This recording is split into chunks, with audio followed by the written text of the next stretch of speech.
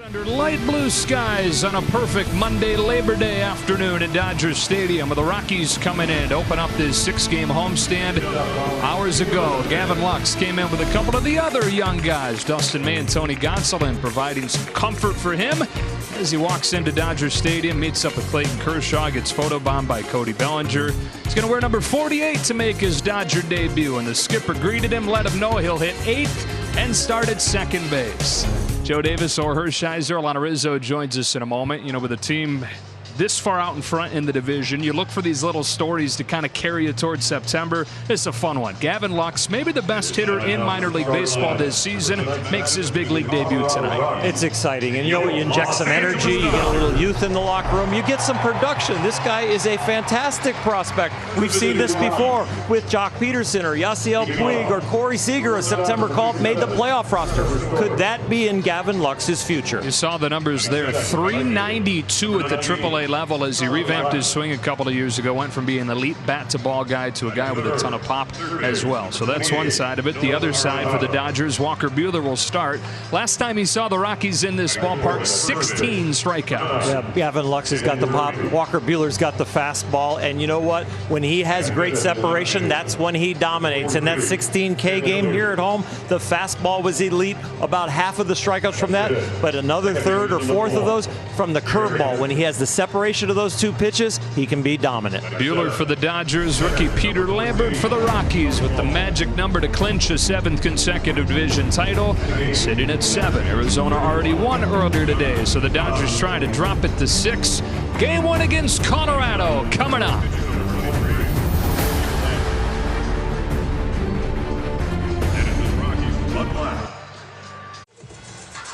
Dodgers back home for 3 with the Rockies and 3 with the San Francisco Giants as the month of September gets underway. Joe Davis or Hershiser, and on the field, as always, it's Alana Rizzo.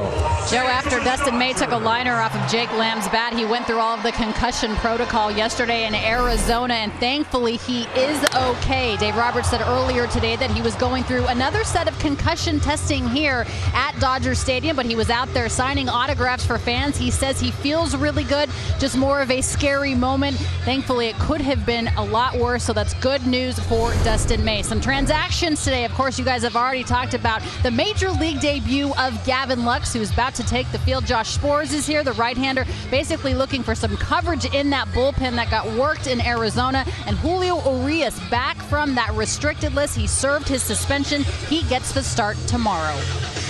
All right, Alana, and here he comes, the highly anticipated debut of Gavin Lux. The 21-year-old from Kenosha, Wisconsin, will hit 8th and start at second base in his Dodger debut.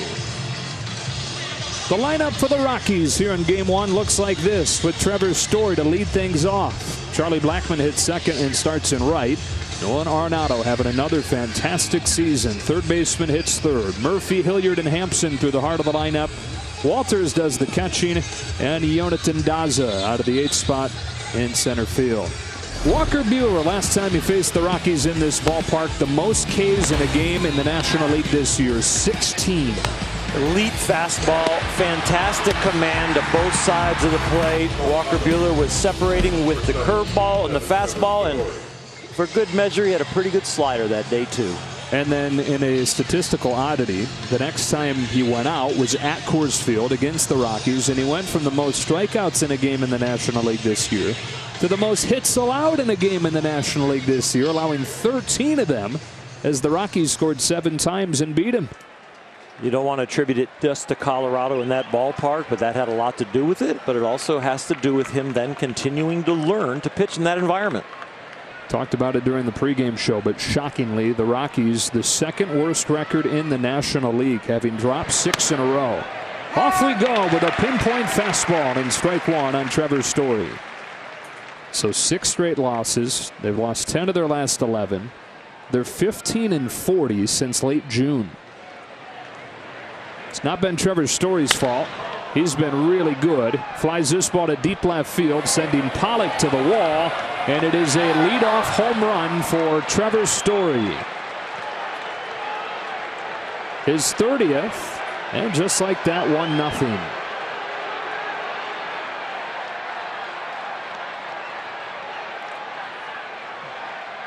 Walker's fastball up is elite. He gets people to chase. He gets strikeouts. This one is up, but they make contact. So he's supplying power, and we know Story has power.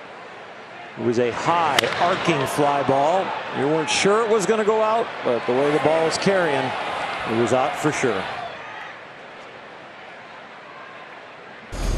And so for Buehler, the first run that he's allowed in 3 starts. It's a ball on Charlie Blackmon. August 15th, Walker gave up 5 runs at Miami, and in the 2 starts since then, 19 Ks over 13 shutout innings. 1 ball, 1 strike.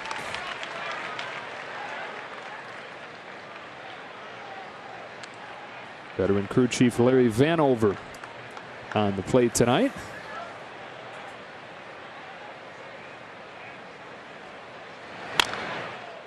1-2. Shocking to give up a leadoff home run, but right back in the strike zone, getting ahead.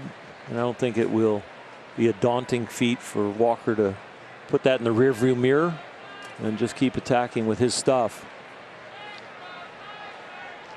Every once in a while, when they catch up to a fastball, they're going to hit it out of here because he's supplying so much of the power.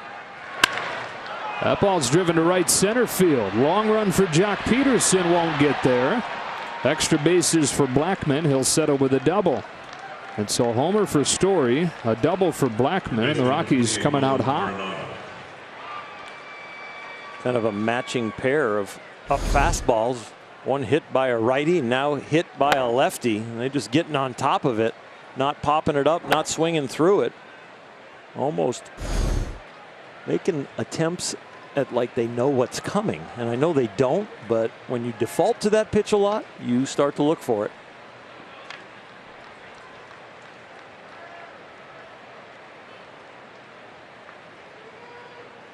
So now it's Arenado,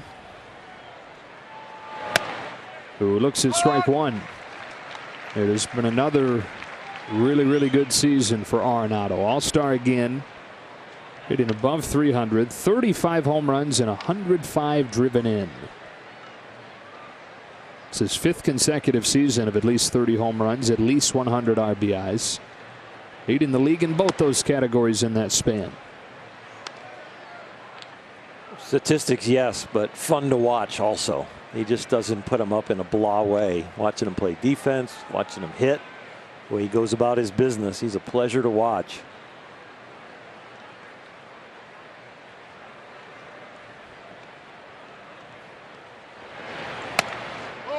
He's ahead 2-1. He's the first third baseman in Major League history to have 5 consecutive seasons of those numbers, 30 homers and the 100 RBIs. And of course, coming into this season, signed the long-term extension to remain in Colorado. And so he's spoken recently of how frustrating this has been, of course, for anybody to go through, but especially for him, somebody just who committed long-term to this organization. Said after yesterday's game, I know it's not, but it sure does feel like a rebuild right now, which is what he was afraid of. And they've not gone into rebuilding mode, but the fact that it feels like that for him, it's got to be a hard thing to wrap his mind around. It wasn't until they promised him they were committed to winning right now. And again, they've not shown that they're not committing to winning right now. But that's when he decided to sign long term, when he knew they were in it to win it now. On a 2-2. He swings through a cutter, 1 gone. Dodger defense brought to you by Keck Medicine of USC. A.J. Pollock with his first start in left field since 2014. Taylor starts in center. Peterson and Wright with Beatty at third and Seager at short. Gavin Lux the debut at second. Bellinger the first baseman, and Will Smith catching. Lux's natural position is short. He's played a decent amount at second. And recently he asked the Dodgers to play some more second, realizing that if he was going to get to the majors, that would be where the bulk of the time would come. Runner at second, 1 gone. Daniel Murphy yanks this one down the line. It's hooking for a fair ball into the corner to make it 2-0. Third extra base hit of this first inning for Colorado.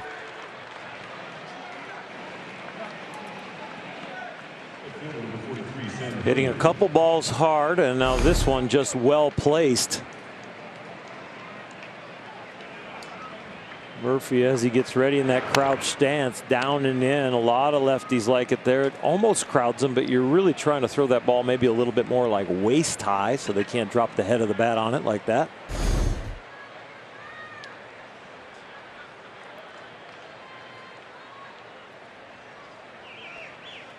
Runner at second, one gone. Here's the 5-hitter Sam Hilliard. And there's strike one. Rookie for the Rockies, hit 35 home runs at the AAA level this year, and then homered in each of his first 2 major league games. Those are some big minor league numbers.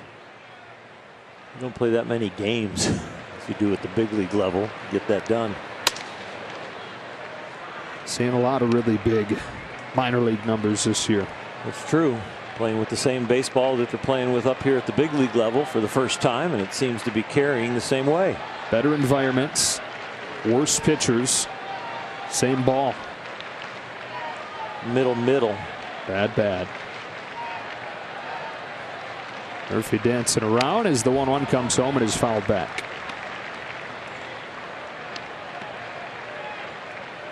Better environments, of course, meaning for the ball to fly. Exactly. I don't think there'd be any argument where the better environment is in terms of the crowd. The crowd, the travel, the food. It's really much better here at the big league level. It is not a shock quite as much to go AAA to the big leagues because the AAA leagues now are so good.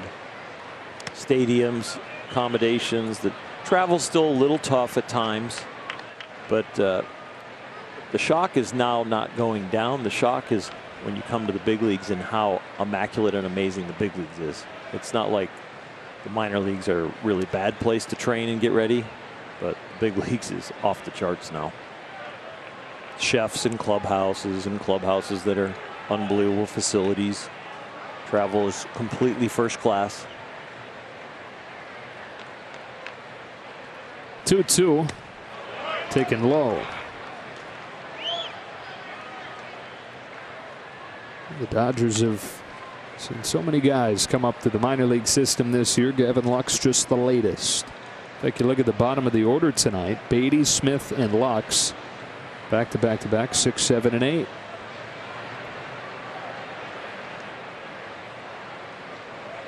That would be a really good AAA team. Just starting it there. And was early on this year. Exactly. Every one of the guys that has come up has really had a lot of poise and really not been overwhelmed by the big leagues. So the expectation around Gavin Lux is, you know what? He's going to be solid. This place is not going to overwhelm him. He's going to have professional at bats, and scouting reports on all the guys as they've come up have been accurate. There hasn't been one that's been overblown. That's a fastball to get Hilliard swinging. 2 gone.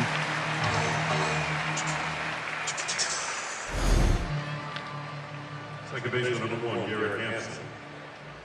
Fastball up, and this one works.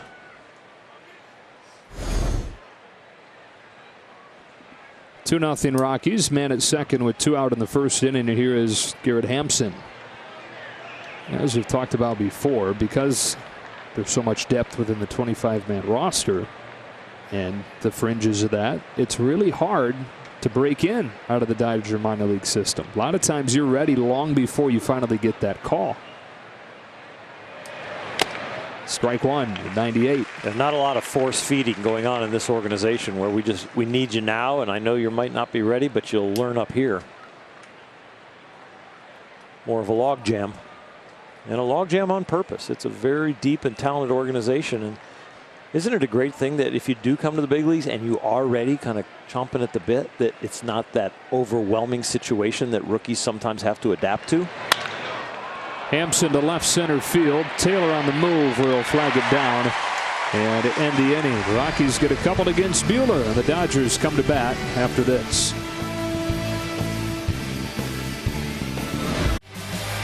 The Dodgers setting the franchise record for home runs in a season yesterday. Now within 11 of the National League record for a single season. Houston Astros, when they were an NL team back in 2000, hit 249. So the Dodgers most certainly You figure over the final month of this season are going to reach that landmark.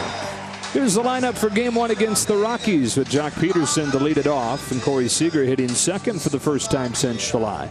A.J. Pollock hits third. Bellinger out of the cleanup spot with Taylor hitting fifth and center.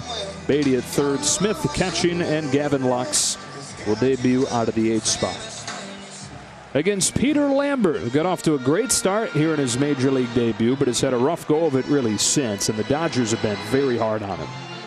You know what? When he has the ball in the strike zone, if they're not chasing, they really will get some good swings off of him. They see him very well. They've hit him very hard. And for Lambert, he's going to try and keep the ball down and get some ground balls, but people have been elevating on him a lot.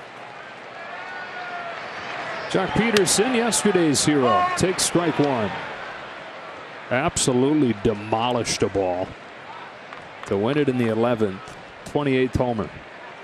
I hate to question the accuracy of how far it went, but it seemed like it went farther than 454. I'm with you. It was a bomb.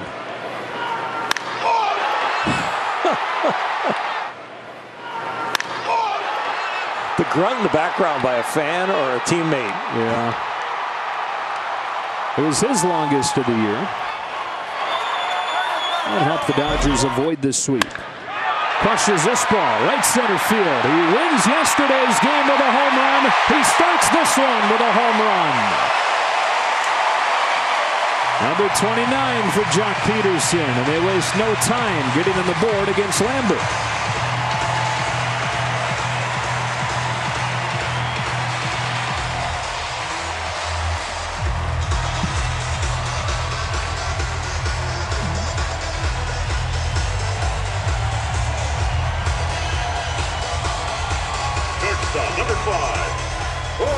He didn't have to dig it out, but he does elevate it. And boy, did he stay back in a nice way. 77 miles an hour and not fooled on the outer half of the plate. So if he had committed too early, he probably would have rolled over. That was a fantastic swing. 19th leadoff home run of Jock Peterson's career. Now Seager jumps on the first pitch and drops a single into center. And so far this Labor Day, not real kind on the starting pitchers. We might be here a while. Walker Buehler finds his range. All of a sudden, this Dodger offense looks like it's going to be exploding.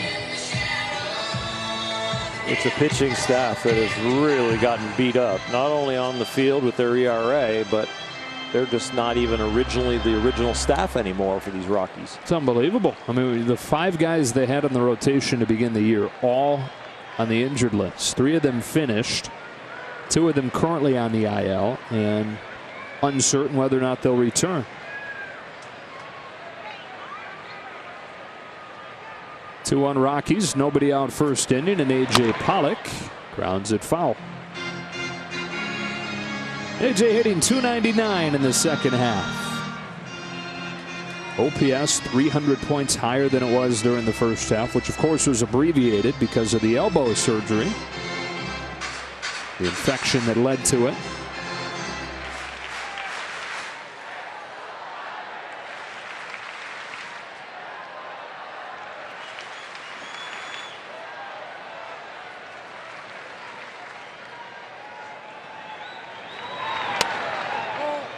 Oh.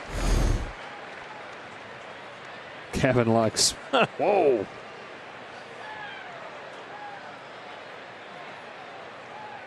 So flies like that up here too, huh? Yeah, Jock's like, hey kid, you should have seen the one last night. I didn't get all that one. Check it out on your MLB app. Yeah. Here's the 1-1.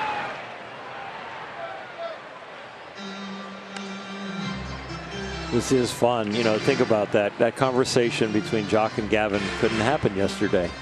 And that's just part of the energy that youth brings. You know, everything to them is novel and new and first time. And so that energy, just in little conversations or reactions to a big league game, just injects a lot of fun and happiness into the clubhouse.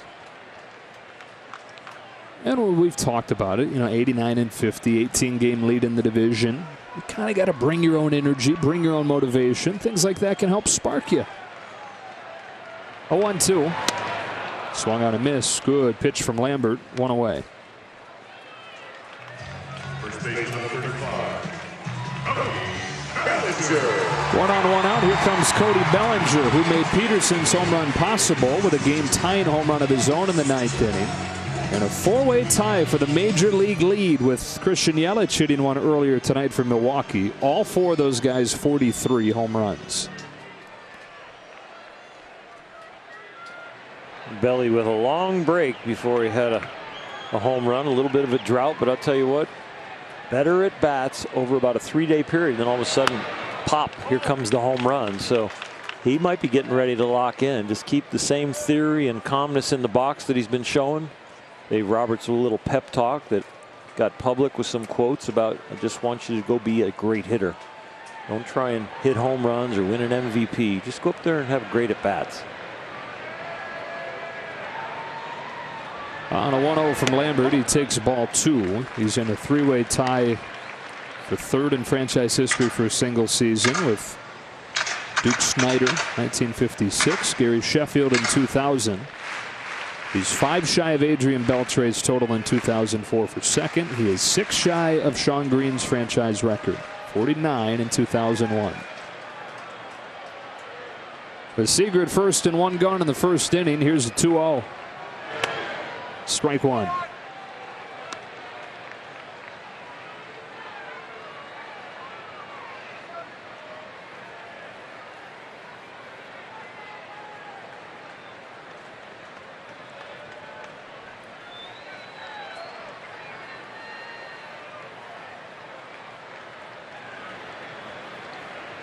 On a 2-1 pitch, Bellinger watches a change, just miss. Ball 3.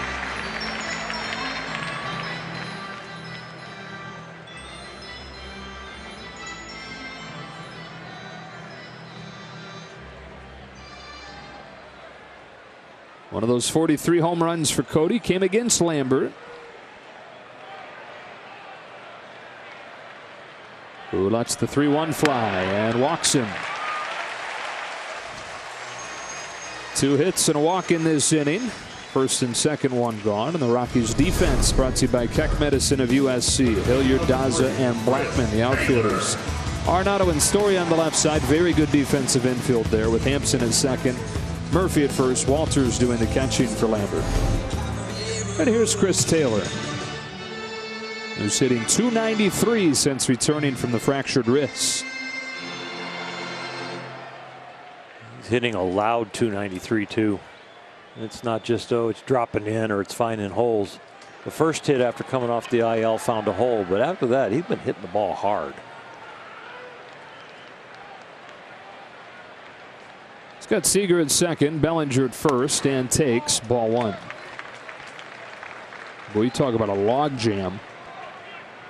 I mean, there are a lot of guys on this roster now like Chris Taylor. Versatile, but natural position, middle infield. Thankfully for pretty much all those guys, they are versatile and they can play multiple spots, which does free the log jam up some. I thought it was intriguing today to see A.J. Pollock in left field. Chris Taylor in center. I think they're explaining to almost anybody on this roster that we need to be able to be flexible with everybody. And so get A.J. Pollock some reps. Gavin Lux is up here with the Max Muncy injury. Going to get some reps at 2nd base. Maybe some consistent playing time. And we see guys toggling around. Matt Beatty at 3rd today.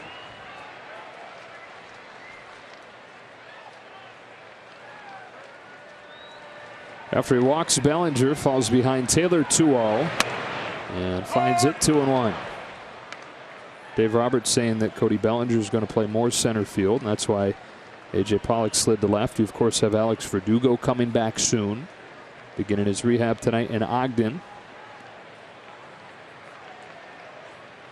They could actually make up 2 really good big league teams.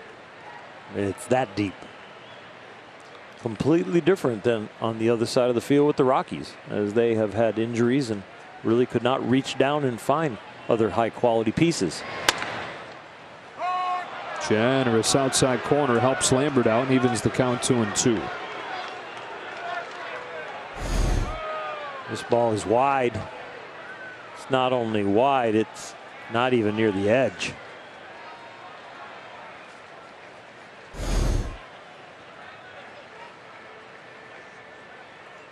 Lighting's tough right now. Yeah, is there glare? Yeah, there's a Glare little from that glare. umpire? Yeah, so maybe. Yeah. And umpires blink just as much as players do and pitchers do, and it can happen. Here's a 2-2. That one was too far away. Even the longest blink and the brightest glare wouldn't make that a strike. 3-2 on Chris Taylor.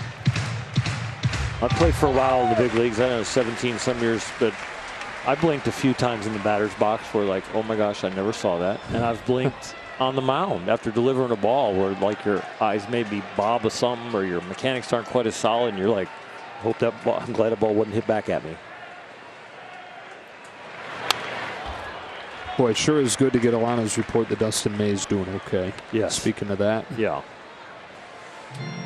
He said his hair saved him an awful lot of pain because the way he pulls back the big red hair, that whole thing just goes under the hat and is really bulked up in the area where he got hit. Out signing autographs, walking around. Saw him out doing long toss and doing some running. I don't know what they asked him to maybe back off a little bit for a few days, but it didn't look like he was backing off much. Another payoff. Taylor punches one right side, knocked down by Murphy, but he's got no play, and the bases are loaded. Infield single for Chris Taylor.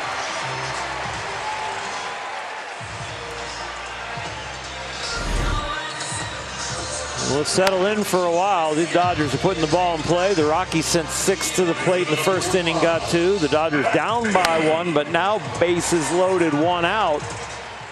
Going against a starting pitcher that last month had an ERA over 8. So they are expecting some runs today. And a guy that they've now scored 9 runs against in 10 innings, threatening for more. With somebody who's bitten by the bad luck bug the last couple days, huh? He has hit the ball so hard in 3 consecutive at-bats. Where I'm like, okay, you're going to start getting some stuff. It's falling in. But that's just the way he's gone about his business since he's been up here. When he hits the ball weekly, you're like surprised that Matt Beatty hit the ball weekly.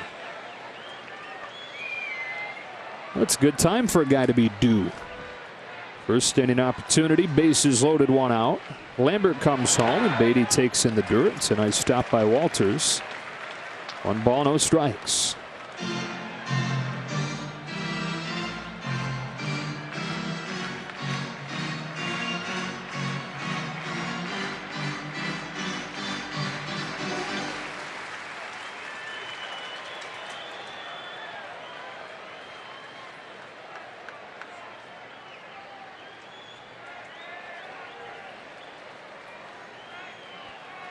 The 1-0.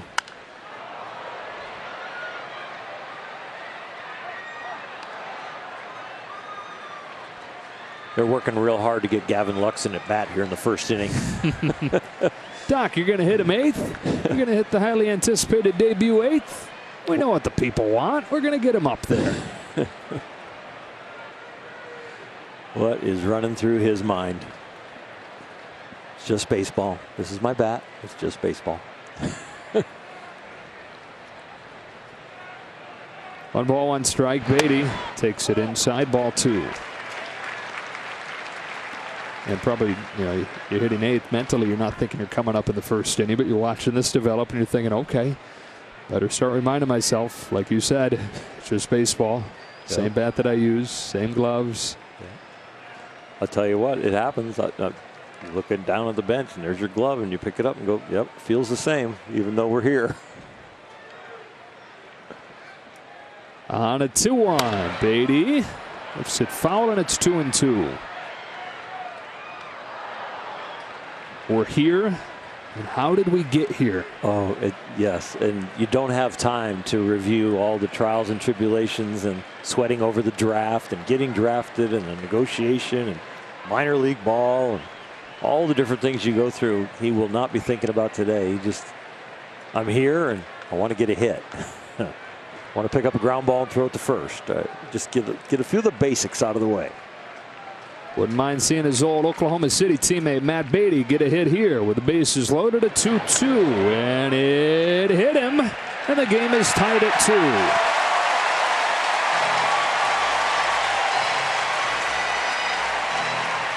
Seager in to score, and with the bases loaded, Will Smith comes up. Holding, Matt Beatty is split. He's trying to stay in as long as possible because he reads off-speed pitch. And he reads curveball, and that means try and keep your front side in and stay back. And so as it creeps in close to him, the elbow and the shoulder are still there. If he'd have read fastball, that shoulder would have got out of there a lot quicker. But he read breaking ball, and he's such a good hitter, he's trying to stay together. Early visit for Steve Foster. And as we discuss Gavin Lux, relative old man Will Smith comes to the plate in terms of big league experience. Well, we've had some youngsters come up and make very quick impacts, and Will Smith definitely one of them. You go back to Yasiel Puig and Jock Peterson, Corey Seager, Bellinger, Will Smith this year, Beatty this year. These guys, as current guys, this generation's kind of writing which one's going to come to the top compared to those first 4 that I mentioned.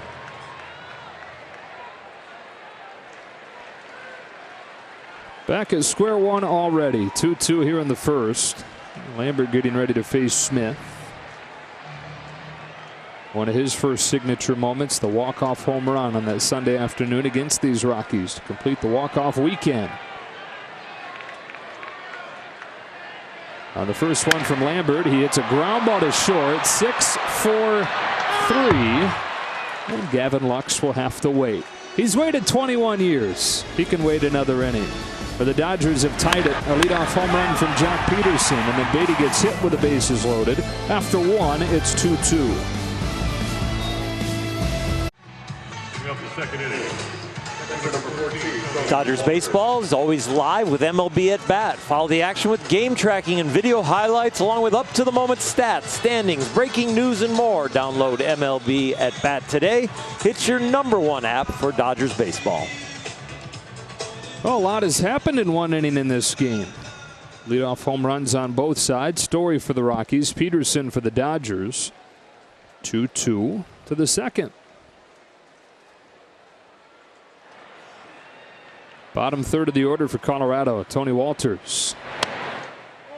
Ball 1. Interesting zone so far.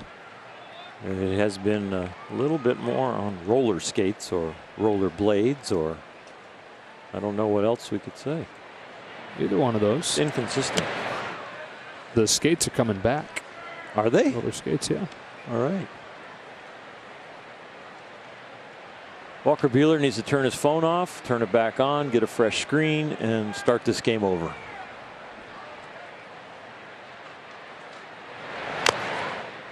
Two and 1. That one might have hurt a little bit with Will Smith. It's foul tips, but boy, it did not hit anywhere near the place that he wanted. It kind of bent his fingers back a little bit. Catchers will wear sometimes a little extra brace on the back of their wrist or back of their thumb. Stroke to right. Peterson is there. That is some really good scouting and data and positioning. I mean, that's the way you work on hitting in the batting cage. And there's a guy standing there.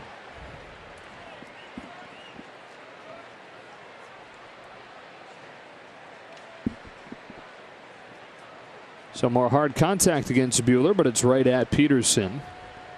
1 away in the second, and here's Jonathan Daza.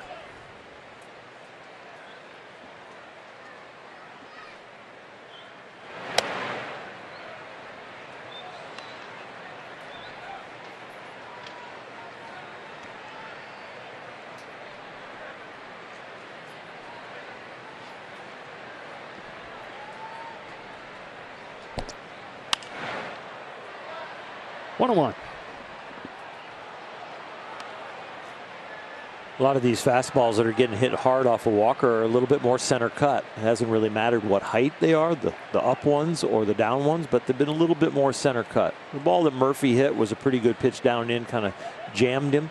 That wasn't hit hard, but the hard hit balls are been in the middle. That's much better right there near the edges. And you want to start like on halves of the plate early in the count to try and get that strike to get ahead. But if you get that first strike, now you're moving like whole ball to 2 balls away from that towards the corner. And if you get really ahead with an 0-2, 1-2 count, you're looking to actually make the perfect pitch or a ball or 2 off the plate. And if it's a big breaking pitch, you make it look more down the middle and get it all the way off to the edge or off the plate. A 2-2. Got him to chase. 2 out.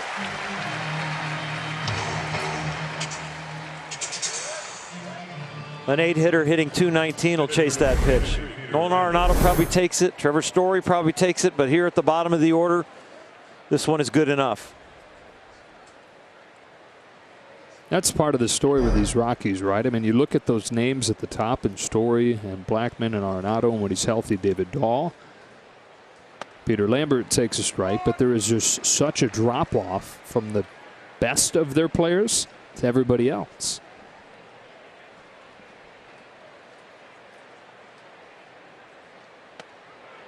Breaking ball, he works against the pitcher, and it's 0-2. Yeah, if you can find those holes in lineups where there's rest and it's not your best night, you can work your way to that part of the lineup to get your outs. And when you're at your best stuff and you got a rested bullpen behind you that's throwing the ball well, you can attack everybody. And everybody in the lineup is, a decent challenge, but you got your stuff and you're getting people out. But the way you continue to beat the weaker teams is finding those holes in the lineup. Guys that aren't hot near the top, and then the rest of the lineup you can get out. He gets Lambert looking and works a 1-2-3 second.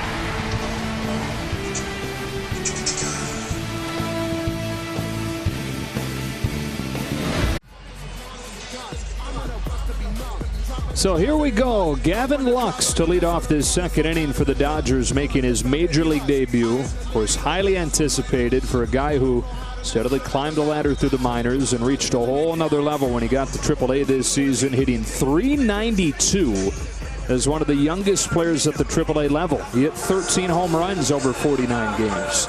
And his teammates there in AAA were so impressed, half jokingly, half serious, took to nicknaming him the Future.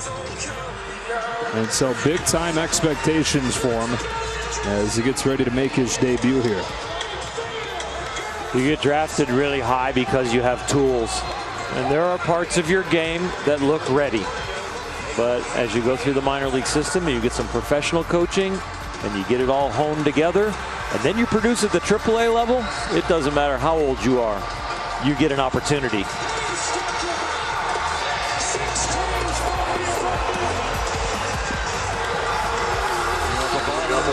For the Dodgers, second baseman, number 48, Gavin Lux.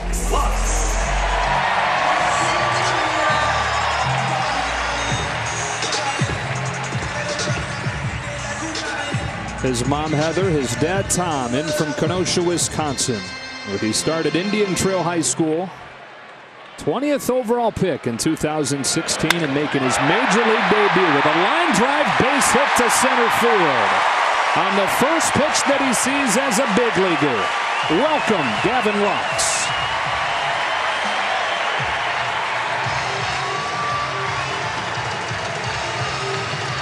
If mom and dad were not crying, I would cry for them. That is fantastic, and look at his face. He waits 21 years and 1 pitch.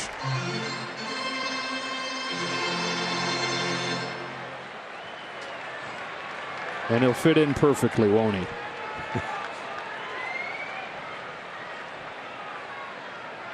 Buehler punts it sharply. Murphy twirls and throws wildly. Lux to his feet. Nobody was covering third. He'll hang on at second. Dino Ebel was waving him enthusiastically, but Lux with his eyes on the ball as it trickled away hangs on. 2 on and nobody out in the tie game in the second.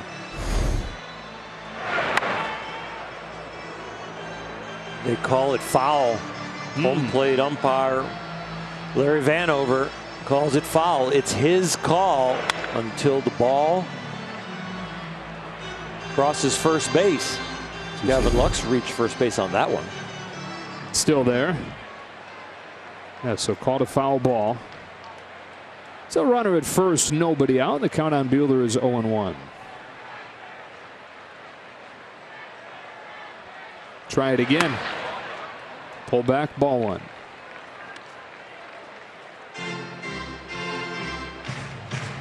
You definitely want Daniel Murphy to field the ball. If you're going to bunt it to anybody, you go to Murphy first, the pitcher second, and the guy over there playing third, just leave him alone. He'll turn a lot of things into outs. Nolan Arenado.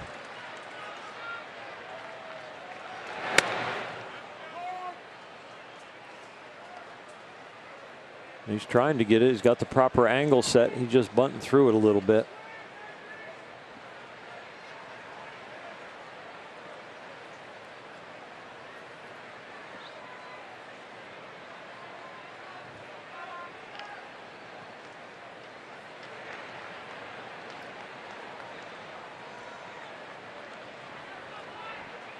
Try it again with 2 strikes. Instead pulls back and punches it by the bag. A base hit to right.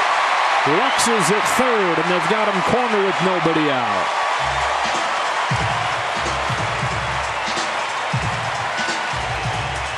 Well, this is all set up because of Gavin Lux, his first pitch in the big leagues. You think you're talking about a pitcher? No, we're talking about a hitter. Tailing fastball away, enough swing, and perfect plane to hit a line drive. Base hit. Parents going nuts, fans going nuts, teammates going nuts. And it was a pretty special moment for the young man. Spent a lot of this winter here in LA working with the hitting coaches, working out with a lot of the current Dodgers, Turner, Kike Hernandez, Jock Peterson, who comes to the plate here. And they say always asking questions. He says to the point where he thinks he was probably annoying everybody, but they were happy to help him out. Peterson started the game with a home run. He watches ball 1. That's a quality that a lot of the great ones have, right? The thirst to gain knowledge, learn everything that they can. And then if they start accomplishing a lot of great things, competing with themselves, and the first picture that comes in my mind is Clayton Kershaw. All of the ability that he brought to the big leagues, but then understanding where the holes were in his game, finding a breaking ball he could throw for a strike, getting back into counts, learning how to hold runners and pick them off.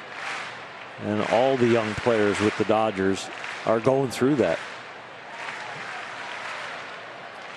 And will they dedicate themselves at the same level that he did? And I think a lot of them are. On a 2-0, Peterson tries to lay off. One around, 2-1.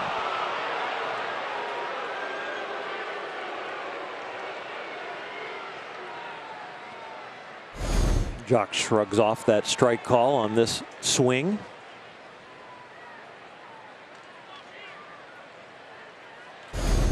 Cheating a little bit on a 2-0 fastball and didn't get it.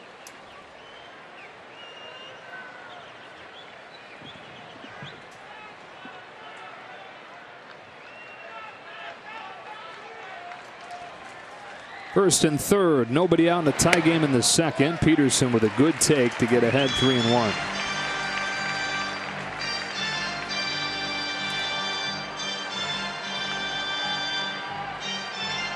Dodgers with 1 walk and 1 hit by pitch and a whole bunch of hitters counts.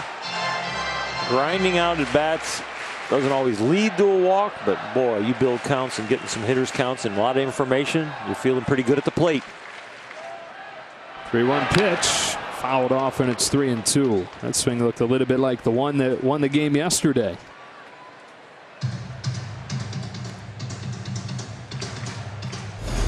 He has the innate ability to go down and dig out the low pitch, and he also, when he's on his game, can stay on the high fastball.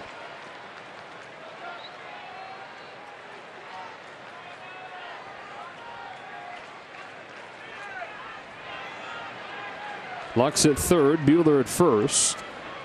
Lambert home, 3-2. Jock Peterson hits one in the air, down the line, towards the corner. It is a fair ball. He's on his way to second with an RBI double to put the Dodgers in front for the first time. Just misses getting out of here. They lead at 3-2.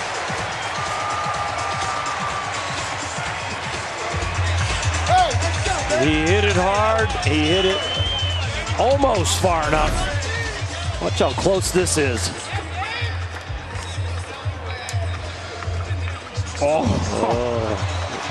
The cement underneath the padding, it probably hit right on the edge and came back.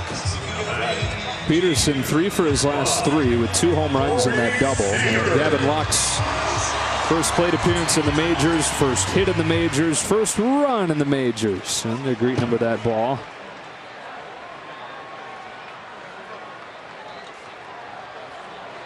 What a moment.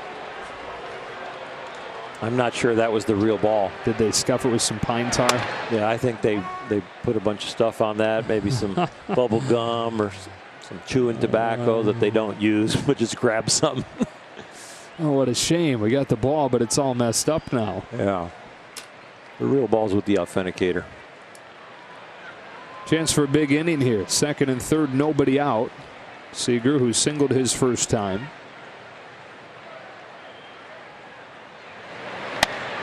Takes ball 1.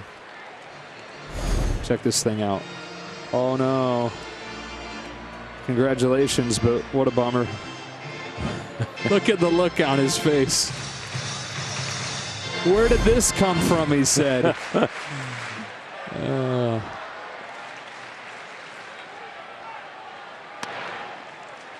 2-1.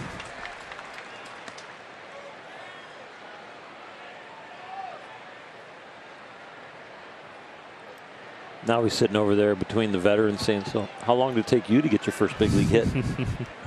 Took me 1 pitch. I can only be tied. Yeah, fastest ever. Dribbler along first. Buehler will come in to score. Seager gets an RBI. It's 4-2. It's good base running from Walker Buehler. Pitchers don't get a lot of opportunities to be on third with less than 2 outs and score on a dribbler, so he read it pretty well. A little bit of a secondary lead. Sees and goes now.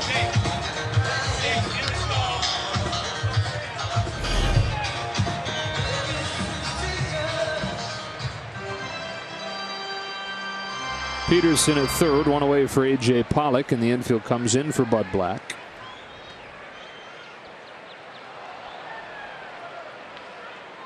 Lambert's only strikeout so far came against Pollock in the first inning.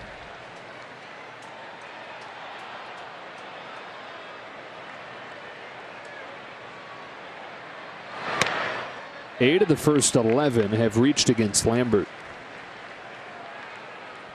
And a double play ball helping him get out of the bases loaded situation without any further damage in the first inning. And already action in the Rockies bullpen. It's Yency Almonte. On a 1-0 pitch, Pollock watches it catch the corner, 1-1.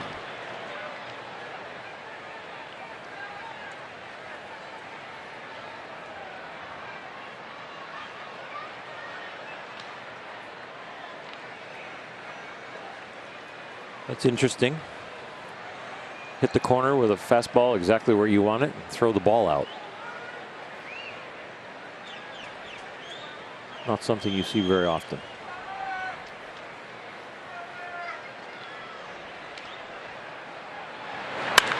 Should have stuck with that ball. Crushed to left and off the wall. Peterson in to score on a ringing double from A.J. Pollock, and it's 5-2.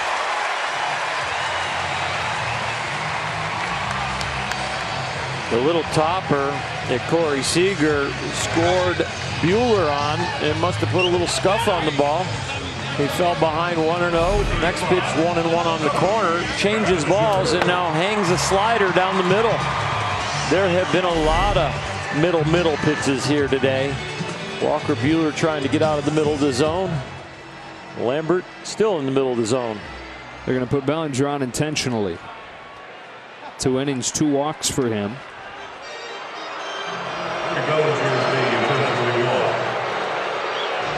And they bring up Chris Taylor.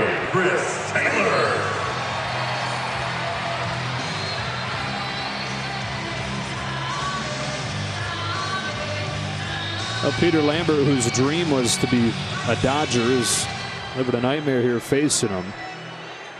Growing up in San Dimas, California, family full of Dodger fans. His mom and his dad, Jim and Ann Lambert, Pasadena natives, were at Game 1 of the '88 World Series.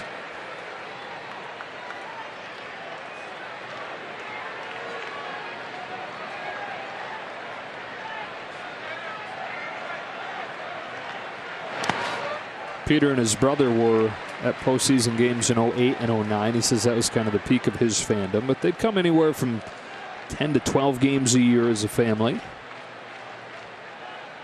Favorite player was Zach Greinke.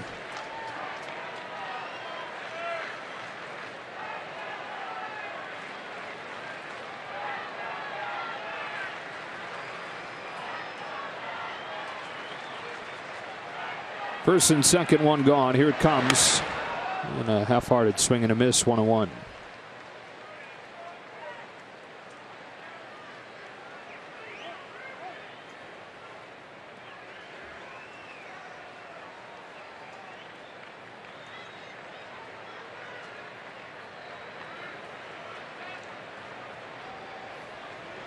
.46 pitches and only 1 out in the second.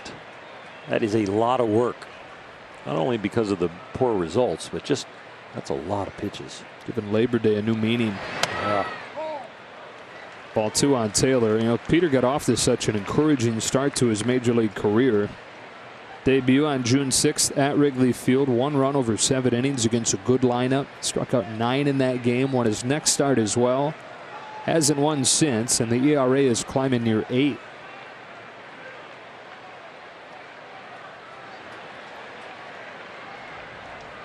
Fires a 2-1 to Taylor, and Chris hits a high fly ball down the line to left, hooking, foul.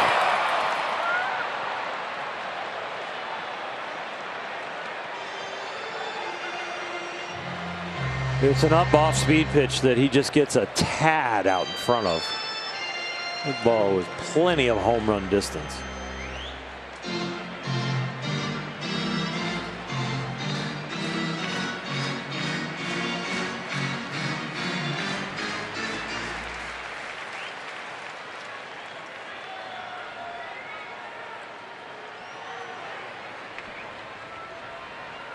Pollock doubled. Bellinger walked intentionally.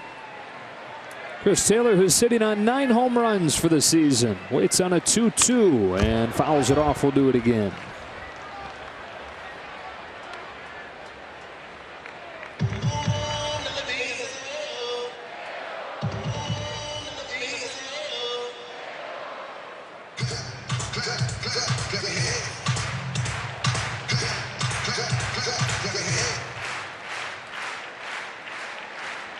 '50th pitch coming.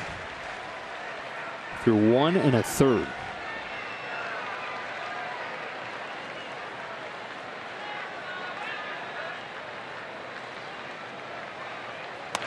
He gets him swinging, 2 out.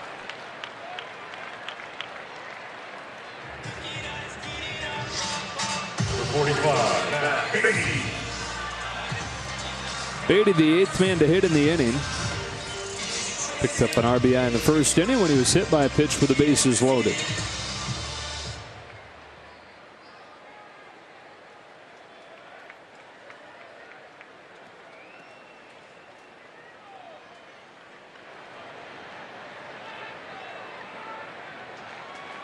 Matt, another one of the Dodgers that could get to double figures in home runs. He has 7. With Chris Taylor with 9. Needs 1 to get to 10. Dodgers already have 10 guys with double-digit home runs.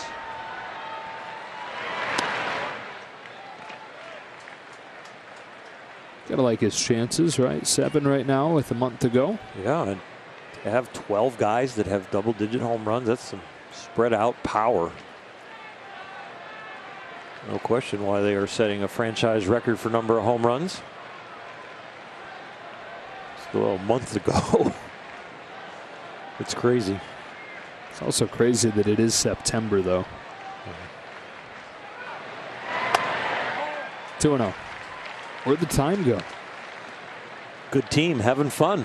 Time flies. Flying like the baseball. Time is juiced.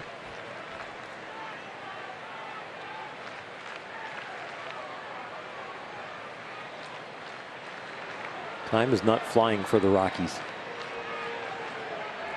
Isn't it amazing how different It is. experience would be? Beatty crushes the ball down the line. Foul. Bad luck, Beatty, lately. They have come within a few feet of hitting 2 home runs. If you keep seeing the ball, it's foul.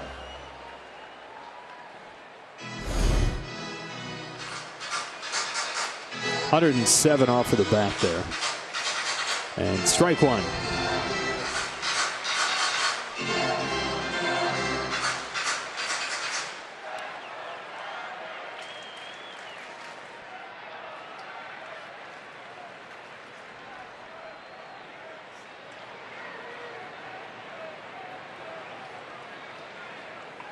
Dodgers trying to get to 40 games above 500.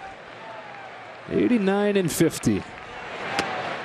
3-1 on Beatty, and here's Alana. Guys, you were talking about the different experiences between the Rockies and the Dodgers right now. Yesterday's starter, Ross Stripling, was originally drafted by the Rockies in the 9th round of the 11 draft and then eventually went with the Dodgers in the 5th round of the next year's draft. I said, do you ever think about what your career would have been like had you gone with the Rockies? He said, well, I think about Kyle Freeland, mid-2s ERA last year, then in the 7s this year.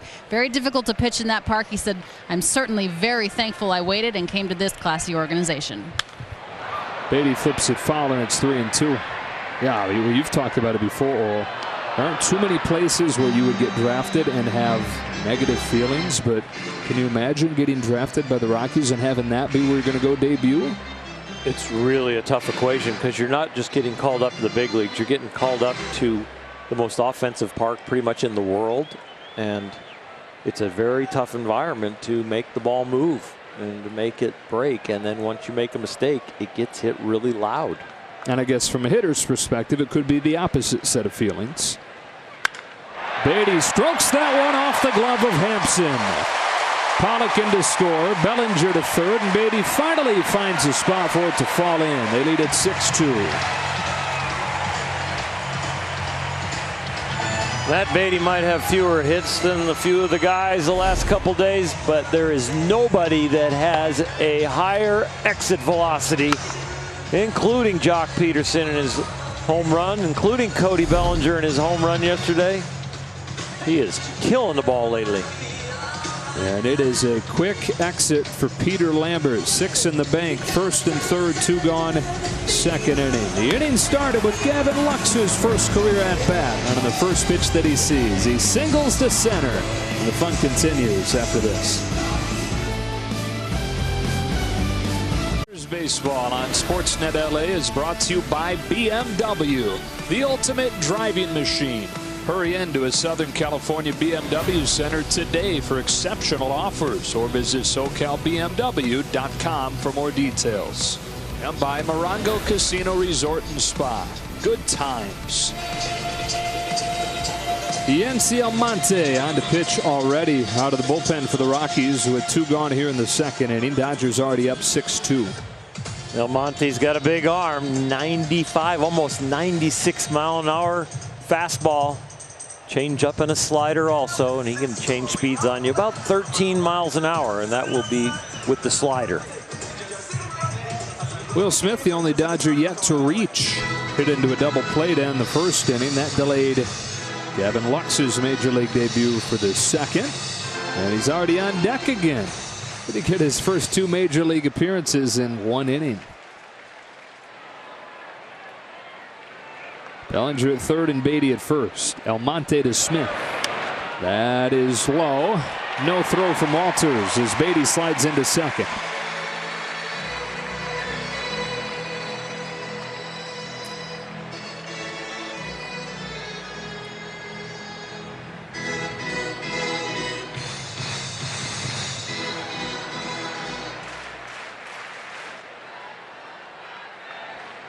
8 hits, 2 walks, and a hit batsman already.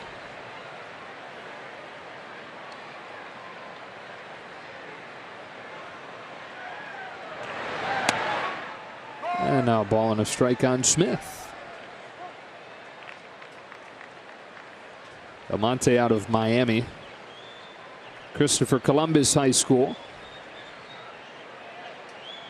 Originally drafted by the Angels, and he's been traded a couple of times to the White Sox, and then from White Sox to the Rockies.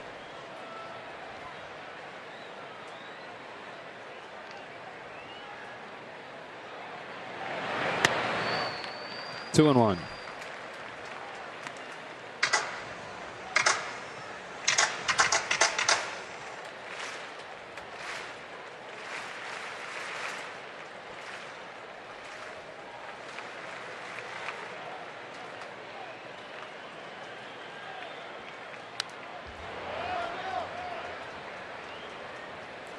Will Smith looking to join the parade. A ground ball double play in his last at bat. He's been one of the guys that can definitely drive in runs and give you a quality at bat. The double play ball was a little breaking ball down that couldn't get underneath. Hit it pretty good.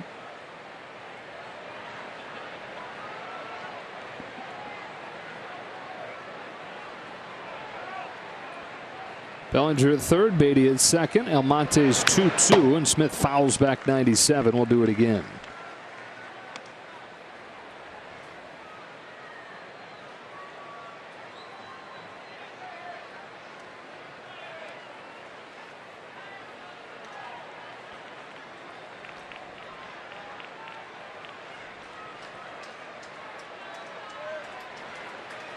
Deuce is wild, as Vin would say, in the second inning. 2 on, 2 out, and a 2-2 pitch. Smith barely gets a piece to stay alive. Got him up to 6 pitches in this at bat, and that's something this Dodger lineup does so well. Just grind out at bats and really polish off starting pitchers with their pitch count. Not necessarily all the time with production, but get them out early. Get to the bullpen.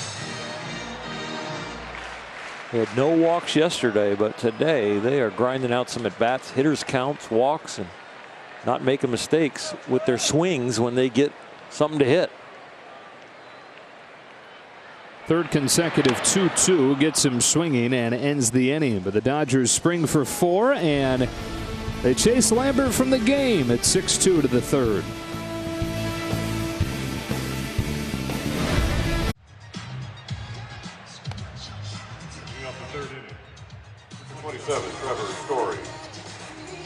Gavin Lux singles on the first pitch of his major league career, and he's part of a 6-2 Dodger lead as this game moves to the third. Here at Coors Field. Oh, no, check that. Feels like it, though, doesn't it? It does, and it could be worse. How about the long fly ball down the left field line that was feet from being a home run, and the long fly ball down the right field line, feet from being a home run? Dodgers could have more.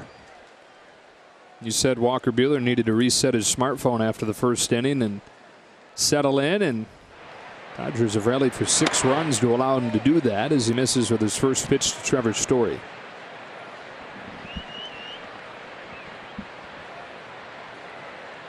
Story started this game with a home run, 30th of the season for the All-Star shortstop. It takes a strike. Coming fastball in, but throws it middle, bad. And Story rode it. Rode it right out of here. Story rode it as in like W-R-O-T-E. And then rode it R-O-D-E. Did I do that okay? Yeah, it was awesome. I did it on the fly. I've never thought of that before. Just kind of it just happened. It just flows out of me. Right. Yeah. I think announcing is just like starting. It's like 1 out of 5, you're just locked in right on your game. 2, 2-3 your average, and there's 1 you're making adjustments all the time. Just got to find a way. Yeah. Line to Taylor in center, 1 out. Good luck on this promo, Bulldog. I'm going to find a way. The first 40,000 fans in attendance on September 17th will receive a bobblehead featuring rookie Alex Verdugo. Presented by Security Benefit. For tickets, visit Dodgers.com/promotions. Charlie Blackmon comes up a lot. I'm pretty sure it's in Security Benefits contract that Alex Verdugo has to be back for that night. What do you think? I'm pretty sure he does, and I think he actually will be, Joe, because he just started his rehab assignment with the Ogden Raptors. He's supposed to be there this week and then likely to join the team in Baltimore on Tuesday. So Doogie making his way back from that oblique issue. All right. Which I think has probably taken longer than most anticipated when he first went down. But as is always the case with a team with this large a lead, they're going to wait as long as they can, be as sure as they possibly can before they bring somebody back, especially with an injury like an oblique. Doogie, such a professional hitter, and has really turned into a great outfielder and worked his way from kind of a substitute, a utility guy, to a guy who could start every day.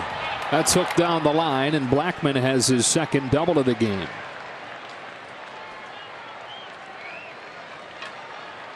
Number 28, Nolan Arenado. Charlie Blackmon, ridiculous year again, but most of the production at home. But still a very solid big leaguer on the road. Still a guy that 30 out of 30 teams would take. Oh, yeah.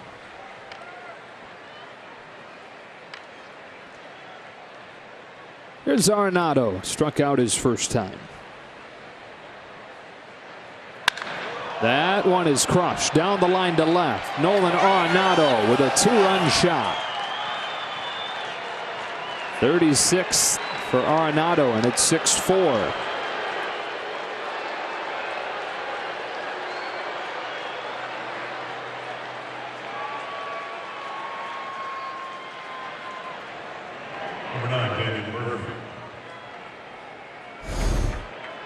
It started to feel like this could be a runaway for the Dodgers, but Arenado says not so fast.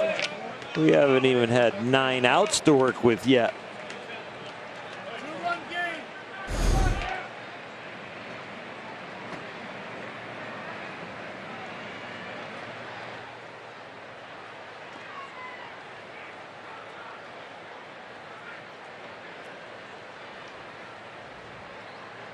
Daniel Murphy climbs in.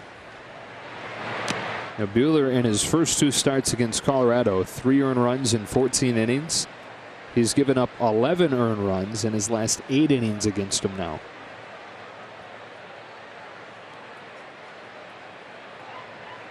I think everybody's in shock, including Walker, the fans. You come to a Walker Buehler start and you're thinking, okay, we're going to see some electricity. First chance for Lux defensively. 2 away. Get them all out of the way. Get all the firsts out of the way. First pitch, first hit. Second at bat will lead off next inning, and first ground ball and clean throw to first. And for him, it's well documented that is maybe more important than most guys' first throws, as he dealt with a case of the yips during spring training this year. Got over that, though, with some hard work, acknowledging that it was a mental issue as much as it was anything mechanical. Here's Hilliard with 2 gone, taking ball 1. He says the biggest key is just letting it eat, cutting it loose, throwing it hard as he can, and not thinking. And those issues have gone away.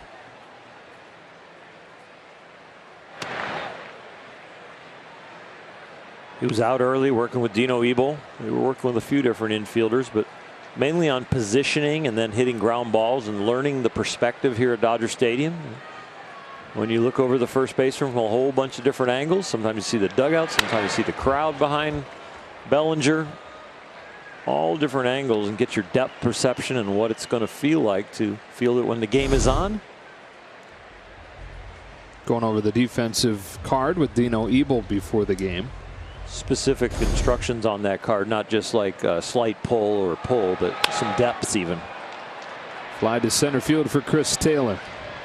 And that's that for the Rockies in the 3rd, but Arenado's 36th home run of the year makes it 6-4.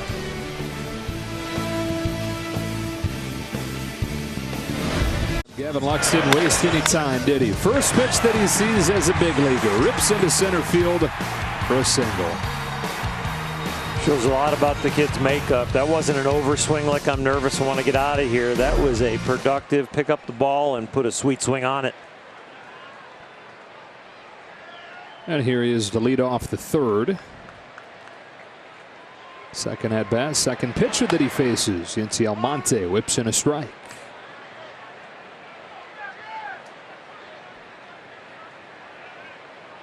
Spent spring training, at least part of it, in big league camp. First time that he's been able to do that. And endeared himself to the team with Dave Roberts putting him on the spot, having him rap in front of the team. Oh yeah, so he sharpied on tattoos and proceeded to rip Dear Mama by Tupac.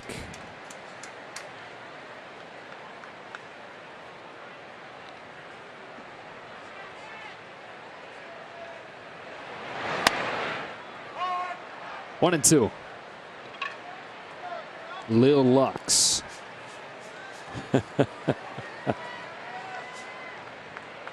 Get comfortable being uncomfortable. That's the whole point of those meetings. Yep. Because they know what's coming, and they, meaning Dave Roberts and the coaching staff, they know what's coming when you get to the show. So learn how to be comfortable being uncomfortable and how to concentrate and produce under pressure. On a 2-2, he takes it in the dirt and the count goes full.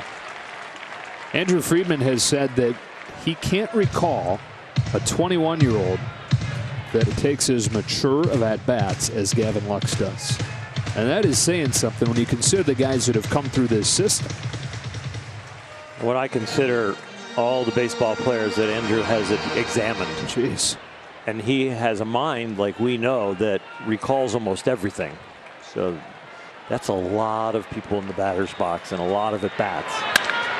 Stroke to right center field, and Gavin Lux opens his big league career with a single and a double, leading off the third.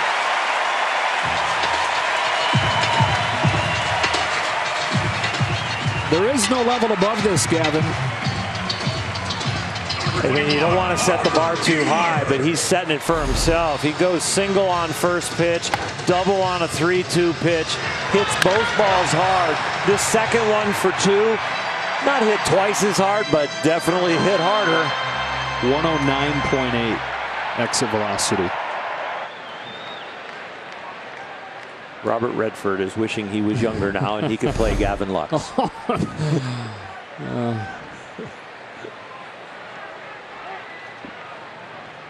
Buehler takes in the dirt. Lux headed for third. I think it was Pedro Mora's article on The Athletic about Gavin Lux, where he was in the batting cages in a road game in AAA Las Vegas. And the security guard down there said if the baseball thing doesn't work out for him, he can be a movie star.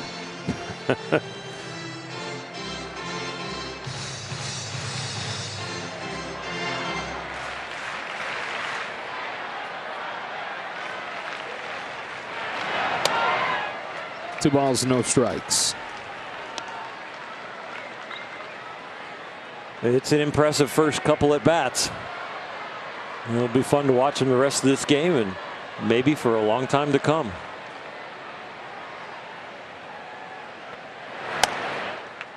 .3-0 on Walker Buehler. Scared him out of the zone with his first inning single. There's second inning single. Butcher Boy chop ground ball down first, gets him every time. That was your specialty, man. I love that play.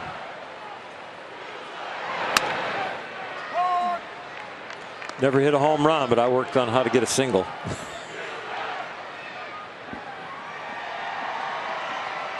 Know your strengths and your weaknesses. Ball four, not close. Tony Walter did a good job to keep that around home plate. So first and third, nobody out, and the increasingly hot Jock Peterson, who won yesterday's game with his monstrous home run. And started today's game with a home run. Before just missing a home run his next time up. Last night on a fastball, today on a breaking ball, and then that one on the edge. So Jock is 9 of his last 23, 7 extra base hits, including 4 homers.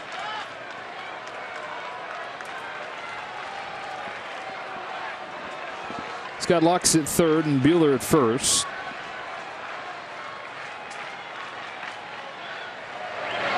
And it takes ball 1, whistling by the belt. Dodgers didn't take batting practice today, but they're getting plenty of swings in now.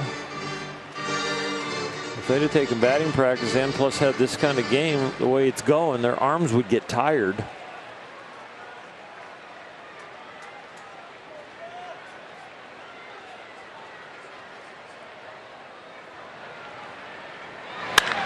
Peterson hammers the ball right field, way back and gone. What a show Jock Peterson's putting on. His 30th. And he can't help but smile as he rounds the bases with another long ball.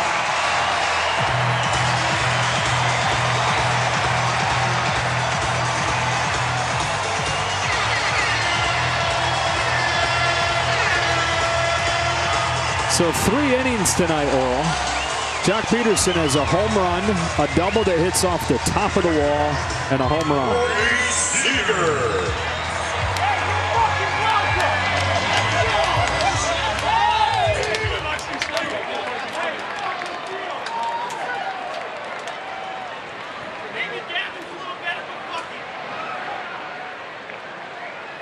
Seager. Pretty special time in Jock Peterson's life. Make your hot streaks last as long as possible. Keep your cold streak short. Boy, is he on a hot one.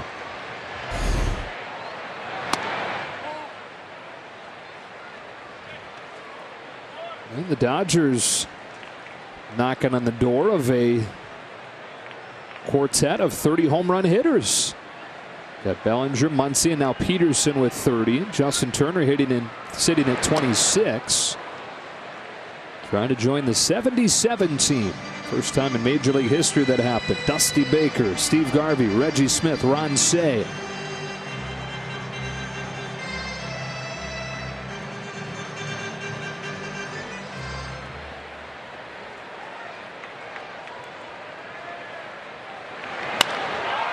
Seager hits one down the line towards the right field corner, but foul. I mean, this looks like batting practice, really, for both sides. Yeah, at least like an inter squad game right now. They're not really scared of anything inside. They're stretching their arms and covering the whole plate and swinging hard and meeting it.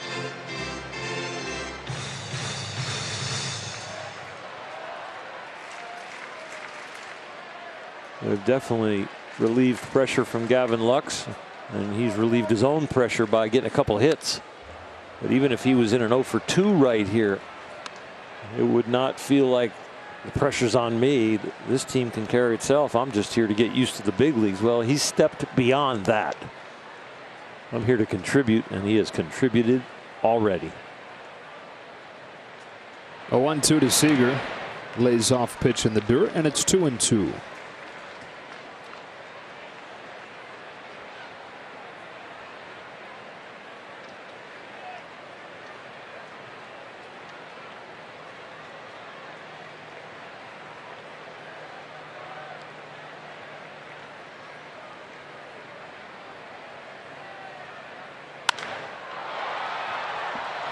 Lifted the other way, and Seager is the first out of the third.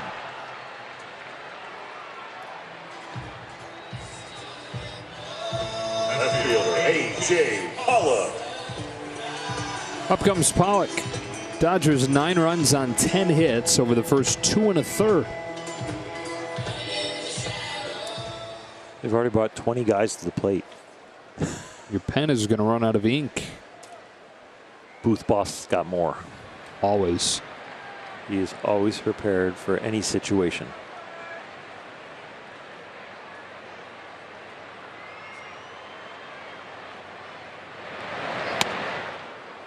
Strike one.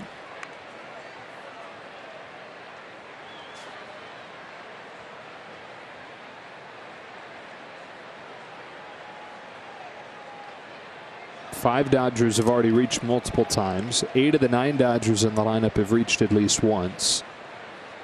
Will Smith, the only guy still trying to join that party. Pollock yanks it on a bounce. Heck of a stop by Story. Stands up and throws him out. 2 away. What a player.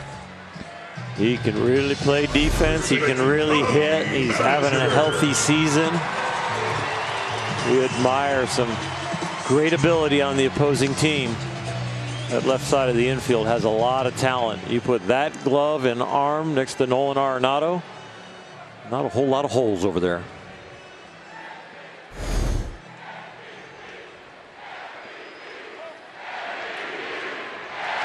MVP chance striking out for Cody Bellinger. It is 43rd yesterday, and he's been walked twice today.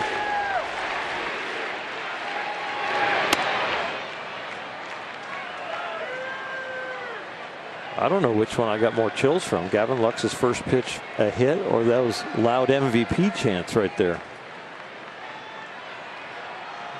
Cody has admitted that that is distracting. And in a good way. Yeah, in a good way. Yeah, we're glad to hear it, but when it starts you start to hear it in the batter's box, you've got to have a new level of focus. It's not like they're getting ready to play a charge on the organ. When you hear MVP chants, it's a little different. It's a little more personal.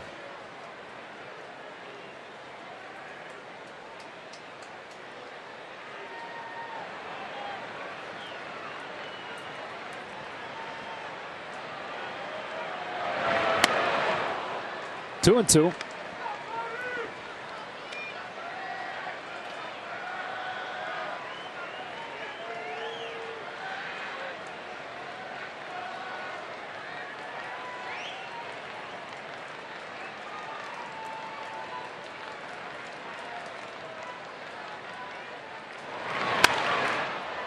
Mentioned the 77 30 homer quartet, also 97.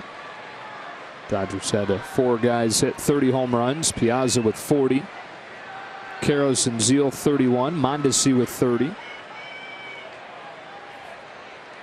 We're going to see more and more of those seasons the way the game is headed. Bellinger scrapes that one off of the deck. Caught in center field by Daza. And the inning is over. 2 in the first, 4 in the second, 3 in the third on another Jock Peterson home run. They lead it 9-4 to the 4th. Time for the Land Rover Performance Spotlight. How about the 2016 Major League Draft for the Dodgers? Gavin Lux went 20th overall. Will Smith 12 picks later in the supplemental first round. They then got Dustin May in the 3rd and Tony Gonsolin in the 9th. Amazing. It is really amazing to think about all the other 29 teams that are trying to make an impression in their draft and draft the right guys and selecting around them. It's not like you just get to say, oh yeah, I like those guys, our scouts are good, we'll take them, but you got to get them in the order as your turn comes around. Garrett Hampson leading off this 4th. He's ahead of Buehler. Oh, no, late strike call, 1-1.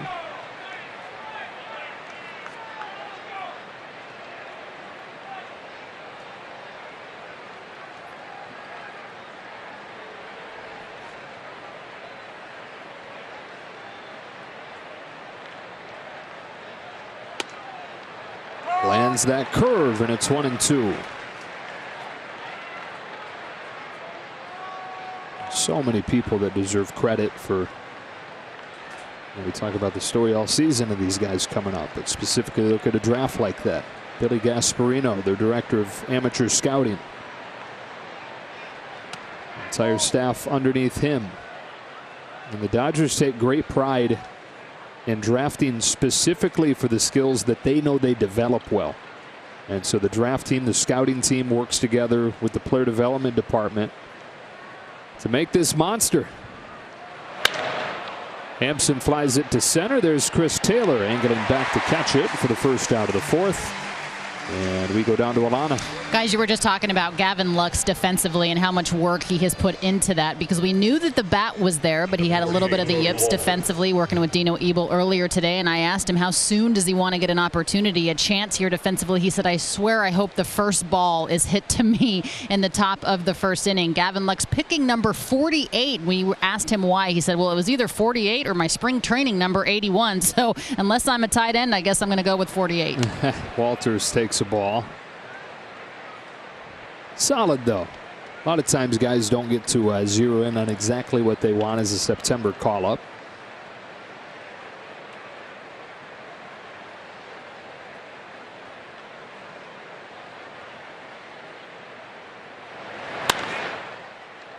And some guys wind up just sticking with what's in their locker when they arrive. They do. You know, the numbers are getting higher and higher, and players are more comfortable with the higher numbers. They used to mean that you weren't a prospect. They used to mean that you're not going to be on the team, you're going to get cut. Now the higher numbers are coming into vogue, or are just kind of the natural progression of numbers not being available.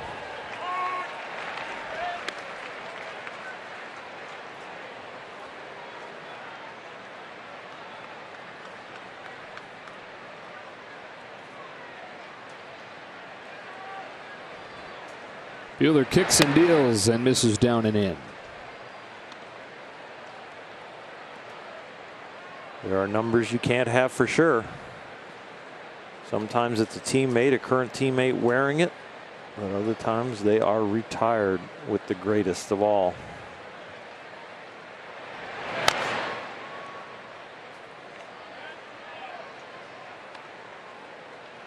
Little League, the bigger numbers are usually the bigger kids. Number 1 was the extra small jersey, and then it just went all the way up. And if you got to number 20 on the team, that was the double XL jersey for the kid that you would check his birth certificate twice. Yeah. Danny Almonte. Yeah. 14-year-old playing against 12-year-olds. Some 13 because of just when the age cutoff was in the Little League World Series.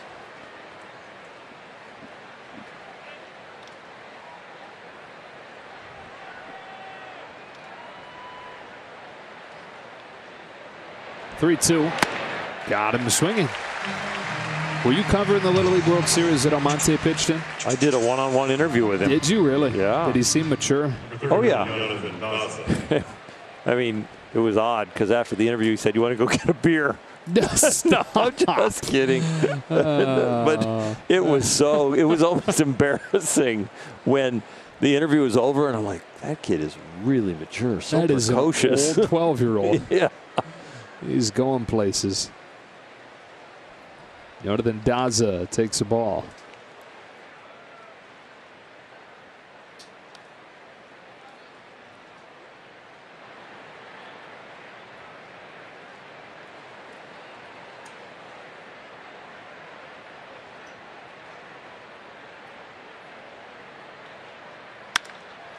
Ground ball to Lux. He's got it. Running throw to complete a 1-2-3-4.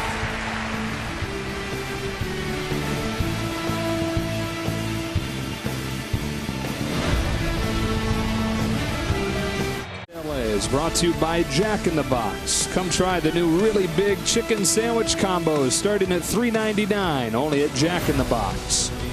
And by Jeep Grand Cherokee. Fourth inning for the Dodgers. Center field, Chris Taylor. Back at Dodger Stadium. Hope you've had a good Labor Day weekend. Dodgers leading 9-4 as we go to the bottom of the fourth. Taylor to lead it off. Singled in the first inning and eventually struck out in the second after missing a home run by just feet down the line.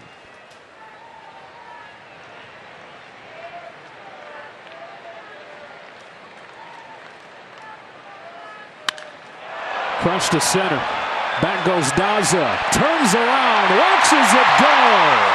On the first pitch of the fourth. Taylor pummels his 10th. Wow.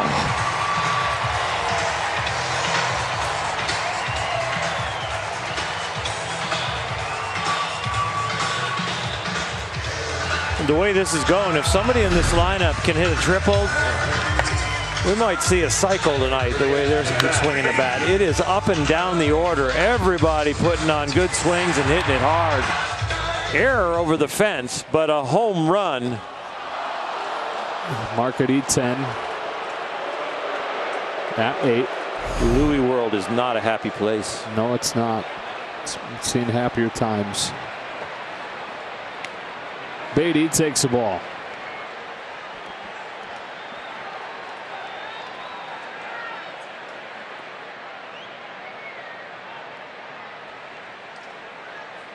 So 11 Dodgers with 10 home runs now.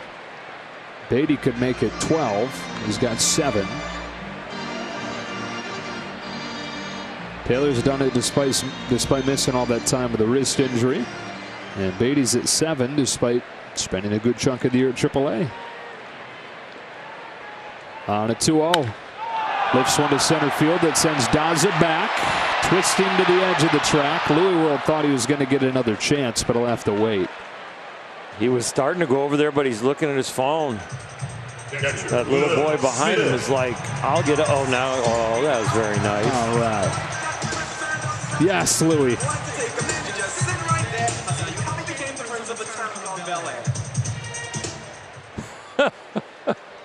I'll go sit down and be back on the bench now.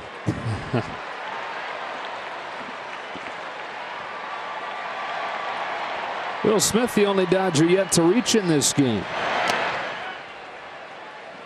Offered, strike one. At times you'll see games that start to spread out like this where umpires are very willing to raise their right arm as often as possible. Saying, all right, I got to work on Labor Day. I got to work on Labor Day. I got some really nice dinner selections that are still going to be open, and this game's kind of getting out of hand. That's a swing. Mm-hmm. Down on strikes, 2 away. And so up comes Gavin Lux, who singled and scored in the second, doubled and scored in the third. And the Dodgers drafted Gavin Lux largely because of his elite bat-to-ball abilities, and they looked at him at that point, and most scouts and most experts did, as a potential 15-home run guy or so at the major league level. But he has since added bulk and added pop to his swing. A couple different things. First, he's bulked way up. He's added about 40 pounds from the time that he was drafted. I mean, he was an 18-year-old kid, fresh out of high school, at 165 pounds. Came to spring training this year at 205 and has somehow, through a full season, maintained that. He's at 203. So he's grown into his body. He's added weight through a really good weightlifting routine. Some of that spent in his winters in Milwaukee working out with MMA guys. He's added the size, but he also says a big part of it is just an understanding what he's doing and going to the plate with a plan tailored for whoever it is that he's facing. He takes outside and is ahead 2-1. And so much of power is an ability to anticipate a pitch to hit for power.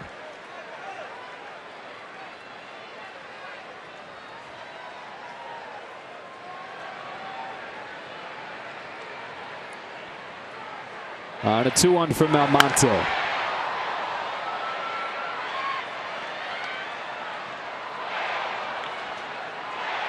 Understanding the pitcher's approach as we take a look at mom and dad, who have had really good at bats so far tonight. They've had 2 things to cheer about. But you can build counts and understand what the pitcher's trying to do. You're right, the power comes right with it. He stays alive, spoiling that breaking ball, and at each level that he's been at this year, he's had a really good start. Opening day in AA, went 2 for 5 with a double. 3 for 5 with a double when he started his time in Oklahoma City, and 2 for 2 with a double thus far at the majors.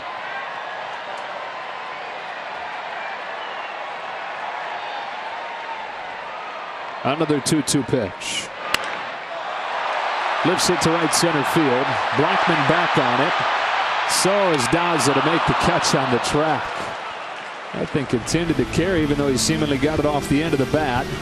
And the inning comes to an end, but the Dodgers have scored in all 4 innings. A leadoff home run and the first pitch here from Chris Taylor. 10-4. It'll be okay, Louie.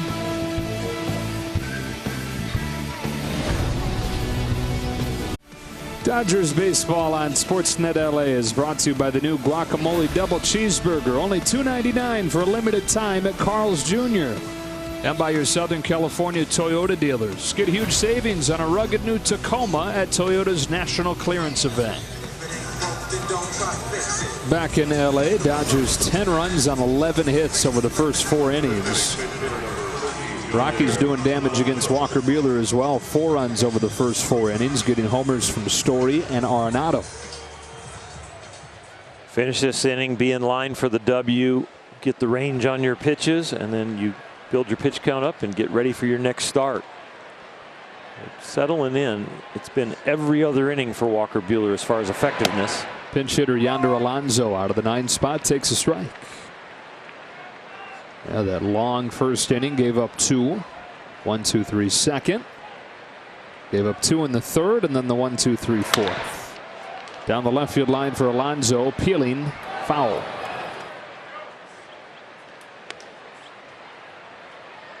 It really has been an outing for him that when he's not in his lanes, when he's not throwing arm side strikes and then not throwing glove side strikes, everything has kind of been near the middle of the plate when he's gotten hit. You like the aggressiveness, you like the fact that he's willing to throw strikes, but a little closer to the edges at times. That's ripped down the line, and a pinch hit base hit for Yonder Alonso. He's got a leadoff double.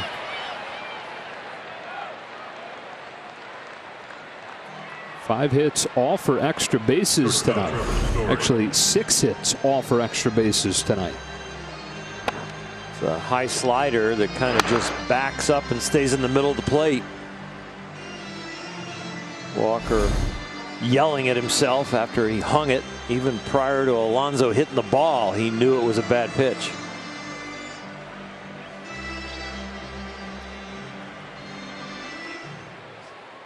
Back to the top, Trevor Story. Boy, his home run, one of the first pitches of the game, was a sign of things to come, wasn't it? 14 runs on 17 hits over the first 4 innings.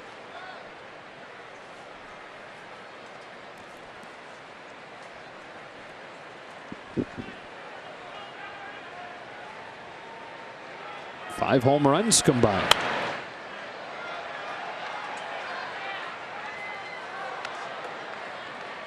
Are you numb at all to home runs yet? Like, has it reached the point where it's not as exciting? No, I'm excited for them still. But the ones I take a breath on are the ones that leave the bat and I go, okay, routine fly ball, warning track ball, and then it goes out and I'm like, ooh, that makes me kind of stand back and go, that ball's really traveling.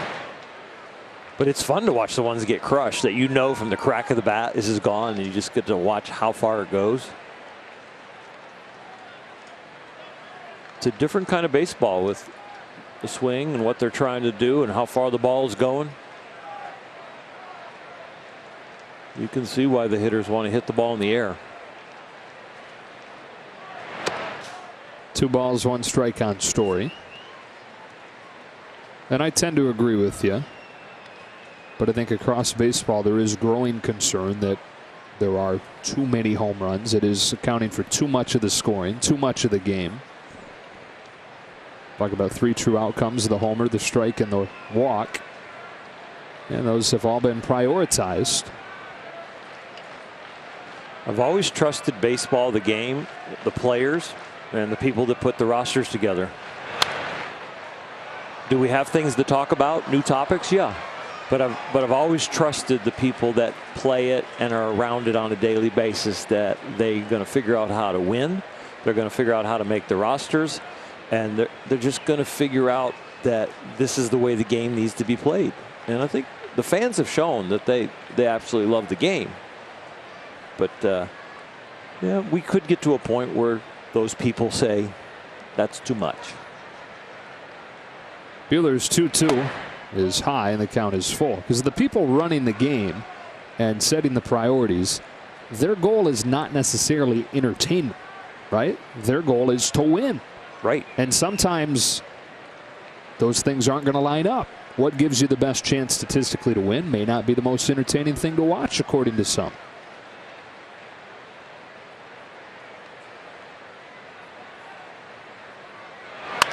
Story yanks one through the left side, base hit. Alonso stops at third. First and third, nobody out. Right fielder, Charlie Blackman.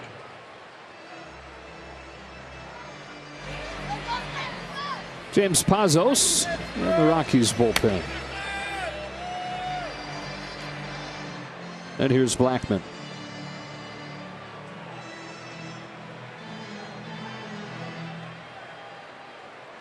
The thing that you have missing in this era of the three true outcomes is the balls in play, obviously, and the action that comes from that. You know, the diving defensive plays up the middle. The beauty of the game.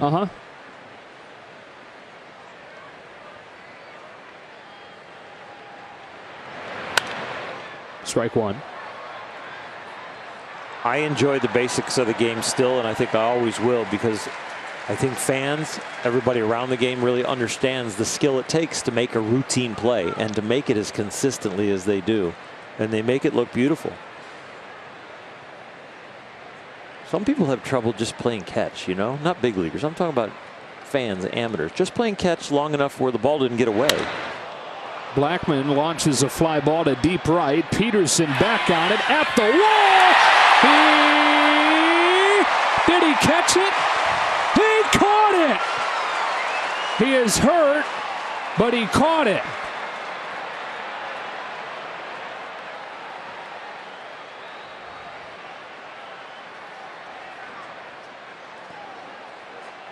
Training staff racing out to check on Jock Peterson, who just robbed a home run, but is in a ton of pain.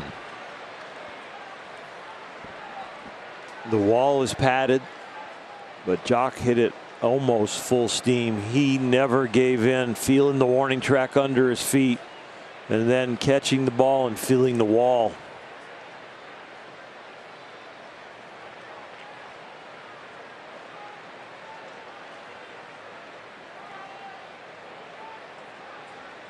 Run is in and a sacrifice fly.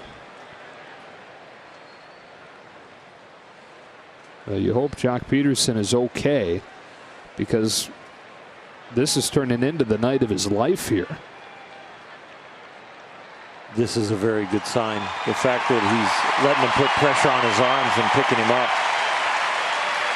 Hopefully he got the wind knocked out of him, and nothing more than maybe a real good bruise. Take an inventory of everything and relaying it. Listen to this.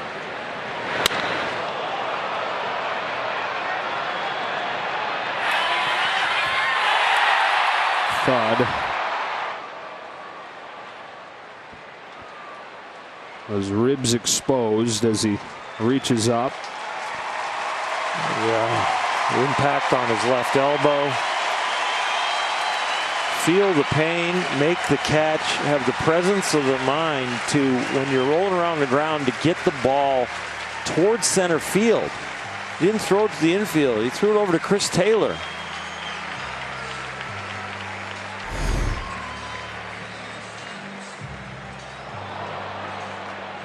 And they're going to make a change here.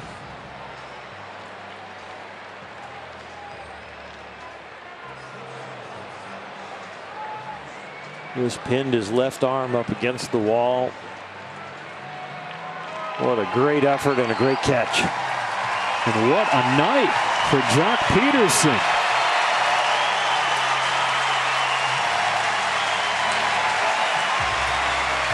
Even Dave Roberts giving his right fielder a hand as he walks off of the field. At the plate tonight, a home run, a double off of that very same part of the wall. Another home run, and now a home run robbery where he pays the price physically and will leave the game. I know he's had some big nights throughout his career, especially in the postseason in the biggest moments. He may not have packed more good baseball into a shorter stretch ever before like this. I mean, this is in 4.5 innings of baseball. He's done all these things tonight. Kike Hernandez will replace him. High concentration of great plays.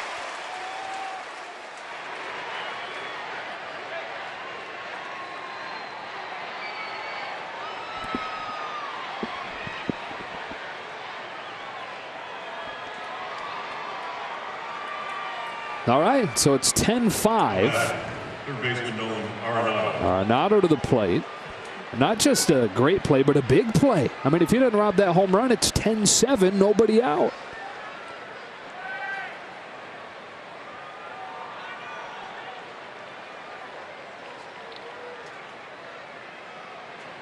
One-on-one out. The hitter is Arenado. Hit a 2-run home run his last time and takes ball 1.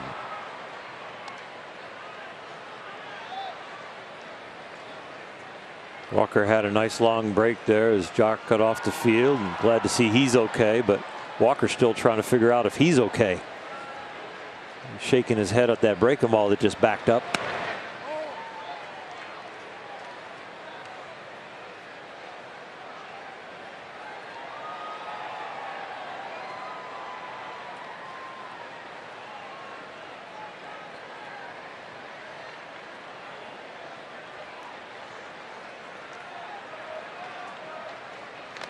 If you told somebody that was a baseball fan the Dodgers and the Rockies are playing and it's 10-5 in the top of the 5th, where are they playing? One of two places, outer space or Coors Field. But they are not. Tied him up 2-1. Yeah, he was cheating, and he got a pitch that he didn't want to swing at. Wanted to check swing on it, but couldn't hold up. He got a swing like he was swinging it underwater in the pool.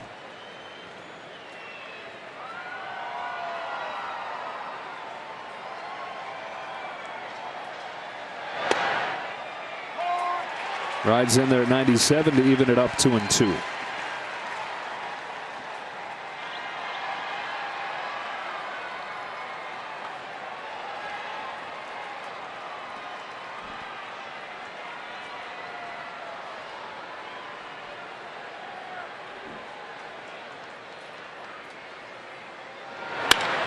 Arenado hits a fly ball to left. Pollock goes back on it to the track at the wall with just enough room. And Buehler has a look on his face like, my gosh, this is just not my day. 5 runs on 7 hits and a lot of loud contact outside of that. He thought he got it, but not enough.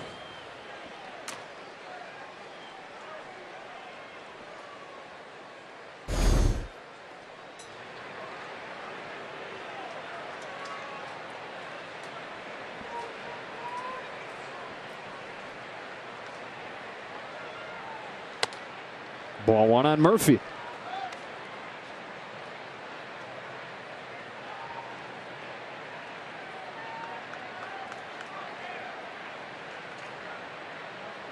One for 2 with one of those doubles.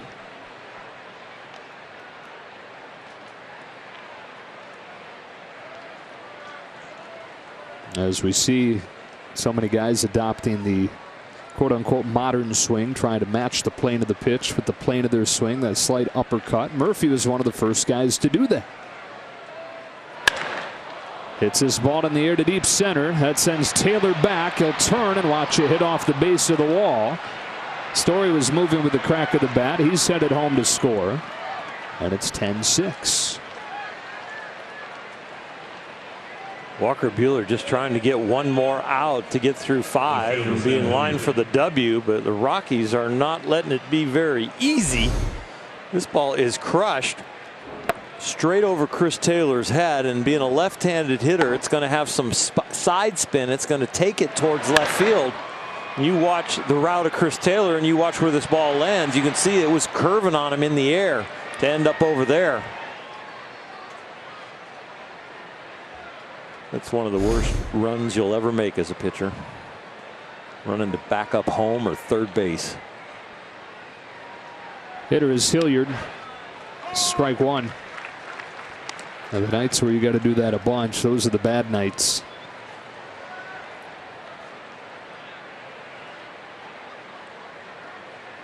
You're out of breath from throwing so many pitches and working so hard and backing up bases. Right.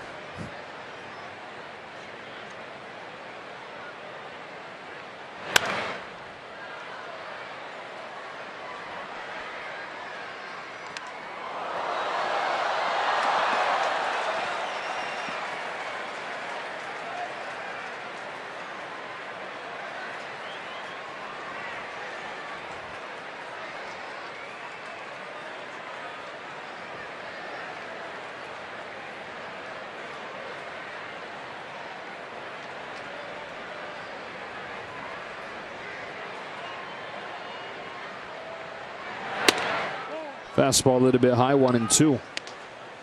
The back and forth narrative has continued into this 5th inning. 2 in the first, 1, 2, 3 in the second, 2 in the third, 1, 2, 3 in the fourth, 2 in the fifth. Whoever's on the mound is running into a lineup now that is very confident and is getting their hits. Nobody's kind of looking at an offer and a tough night. They're all feeling relaxed, got one in the book. And so that's why hitting is kind of contagious. The pitcher is in a bad place, not feeling good about his stuff, searching for location or movement. And the hitters are all starting to feel good. They're seeing the ball well. They've got their hit. You put the pitcher in a stretch more often, get the defense on their heels, and you get a slugfest. Murphy is second, 2 gone, and Buehler home with a 2-2, fouled back. And despite all this, Buehler still getting out. He's in position to win this game, as you mentioned coming into the inning. You only get so many chances to win the game. You get a lot less chances to win the game than you do to lower your ERA. So you look at a game like this and you go, I'm going to collect the stat, the thing that I want and the team wants, which is the W, and I'll work on the peripheral stats later. Just try and figure out a way to win this game. Here it comes with another 2-2. And it hit him. He's just not been himself tonight.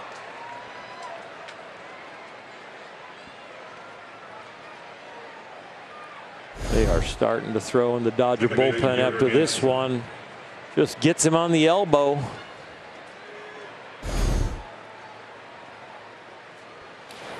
Adam Kolarek beginning to warm.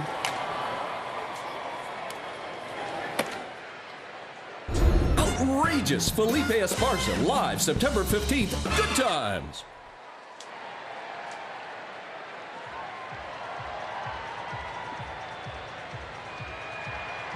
Rick Honeycutt out there for a visit with Buehler. First and second now with 2 gone. And Garrett Hampson coming up. Hampson 0 for 2 in this one. Former Long Beach State star. Rose up to the minors very quickly. They drafted him in 2016. He debuted in 2018. And hit above 300 in his career in the minors, but still trying to figure things out offensively at this level. Coming in hitting .214. That's dipped down to .212 with the 0 for 2 so far tonight.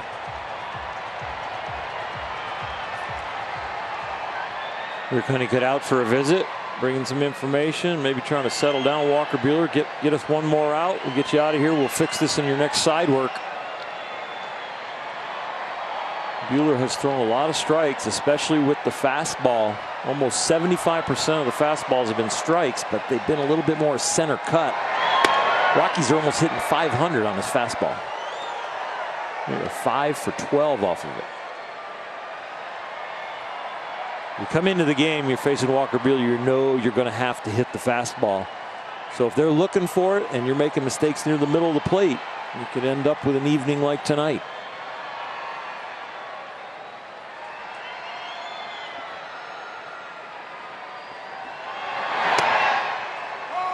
One and one. A breaking ball he landed. And that's not the one that gets them off the speed. You know, you're throwing it 96, 97, you take it down to 91. A hitter can still keep that in fair territory. It's only 6 mile an hour difference. But if you can drop it down 13, 14, 15 mile an hour, That would be the curveball for Walker Buehler. He's only been 50-50 with that pitch, so they really don't have to smell that one out. They can just look for the firm stuff.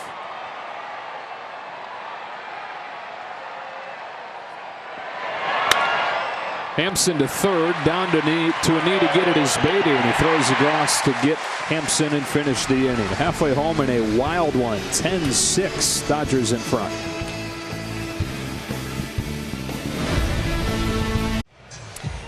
Dodgers, bottom of the fifth inning. A win today would give the Dodgers 90 wins on this season. Let's take a look now at the connection to the game, brought to you by T-Mobile. And I tell you what, they need to get there because they're still fighting for the best record in all of baseball. Again, home field advantage is on the line throughout the postseason. The New York Yankees and the Houston Astros, identical records at 90 and 49. The Dodgers obviously would still be the first team in the senior circuit to get to 90 wins. But again, they're fighting with the American League as far as best records in the league, guys.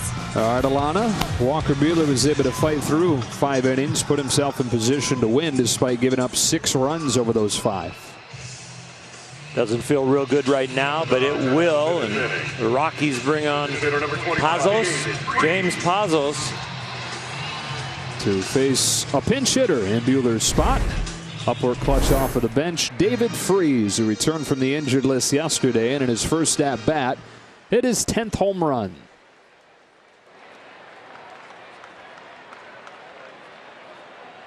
Great to have David's bat back, but it's great to have David's personality back too. He takes a sweeper inside, ball 1.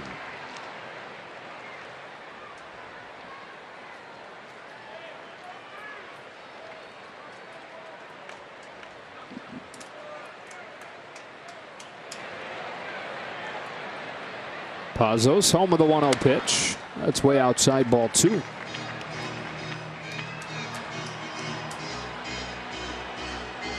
"10-6 game. You're only up by 4, and it's the 5th inning. It's like, okay, guys, don't lay down. It's not time just to move on to tomorrow. We got some work to do still."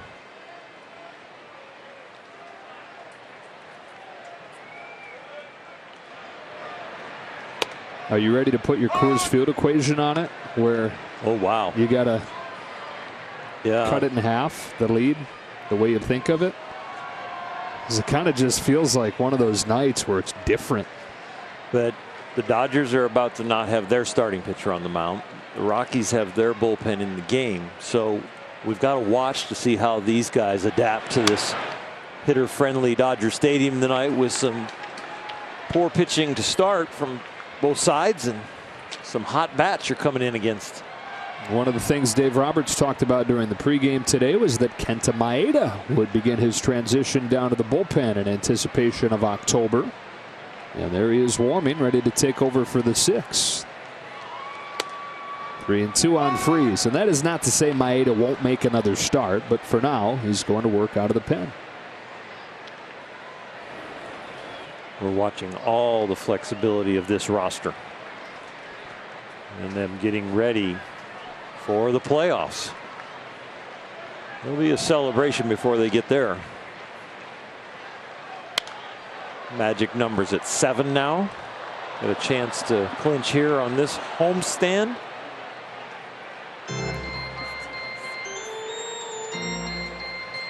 Arizona already won tonight. Football score 14-7. D-backs not dead yet when it comes to the wild card. We keep moving.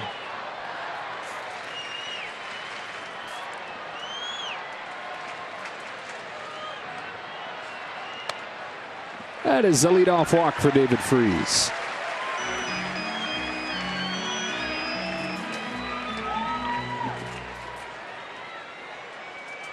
So we can move the magic number by 1. Diamondbacks can move it by 1 if they lose, but they can hang with us. And you're right, it's really not with them looking at us with the magic number. It's about them looking at the wild card. Which is wild to think that they're suddenly in that picture, having won 7 of 8. The Cubs won.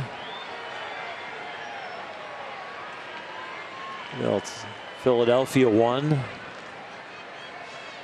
They're not gaining any ground today. They're just keeping pace. PK's first at bat tonight replaced Jock Peterson, who left the game after that home run robbery, crashing into the wall in right. Big shoes to fill in terms of what Jock was doing tonight at the plate. 2 home runs and an RBI double.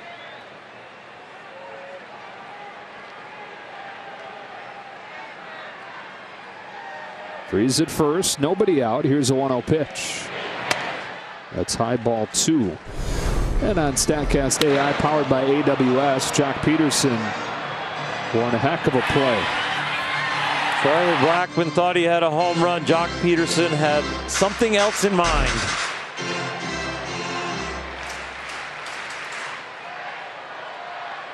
And depending on how much more madness this game has left, that's a play you could look back on as significant, saving a couple runs.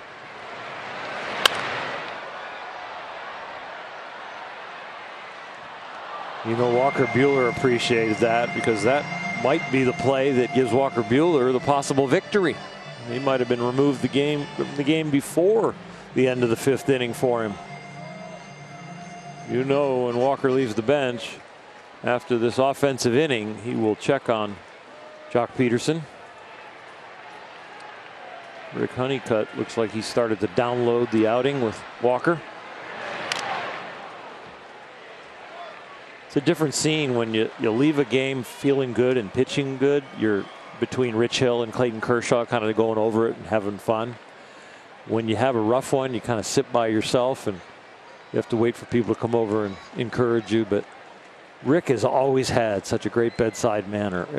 No matter what pitcher I talk to, it's about Rick and his ability to communicate and his timing of the communication and understanding the big picture. Home plate umpire Larry Vanover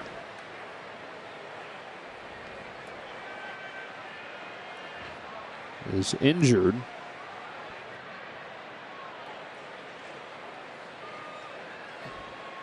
I don't know if the foul came off his forearm, but it looked like there was some blood drawn.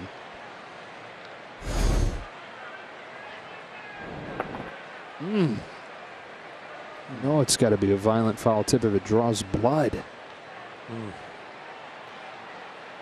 Wow.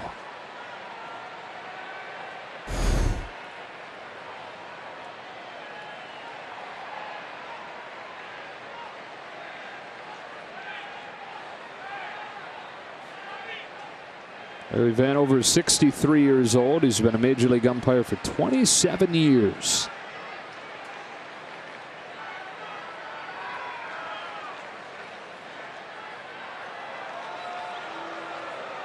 We're going to have a change.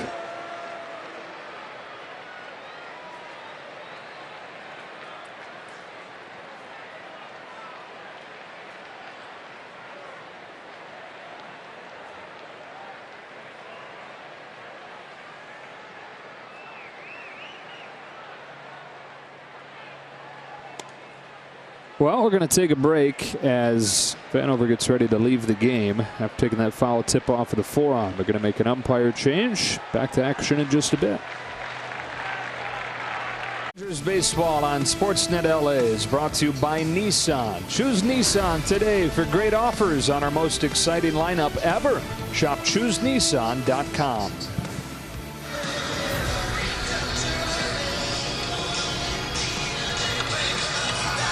Back in Los Angeles as they make the umpire change. Always takes a minute for them to change gear. It's Manny Gonzalez that has gone back to put the gear on. Dodgers in front of the Rockies 10-6 on a night where Gavin Lux has made his debut, and he didn't wait around making an impression, did he? Came in with a couple of compadres that are already on the team, make him feel comfortable with the walk-in. Looks like he is right at home, going over a little defense with Dino Ebel, and then the very first pitch he sees in the big leagues is a line drive to center. He made everybody have the chills. Oh, they're just showing him where the ball hit on the outfield grass, but that really was a joke. And then a double. And then his third time up, just barely missed it off of the barrel and flied out to the warning track. If he'd have hit a home run on that ball, I'm like, we're watching a movie, a future movie. Yeah. Starring the future. Drop the mic and walk out. It ain't getting any better if that thing goes out. Families and treat them to a game on us. Give our new friends a great Dodger Stadium welcome. Enjoy the game, kids. Alana, what's going on? Well, guys, there's Tyler White to the right of your screen next to Christopher Negron and Gavin Lux. Tyler White, unfortunately, on the IL. He will not be activated off of the IL for the remainder of the 2019 season. Dave Roberts telling us that yesterday, as well as left-handed pitcher Scott Alexander, who is still dealing with some nerve issues in that left arm. Neither one of those guys will be back this year. In fact, Tyler White was just transferred to the 60-day IL.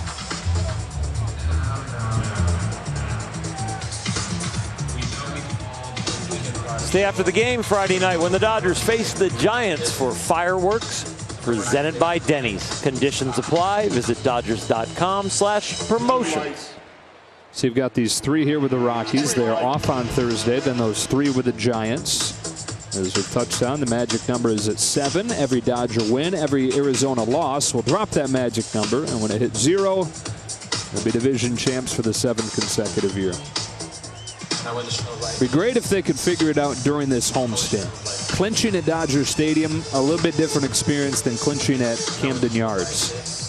Yes, it would definitely be a different experience. And I think the guys, maybe that's a goal. Maybe that's what woke the bats up a little bit, coming home here to this fantastic home crowd, drawing record numbers again this year. And clinching at home here would be very special for them.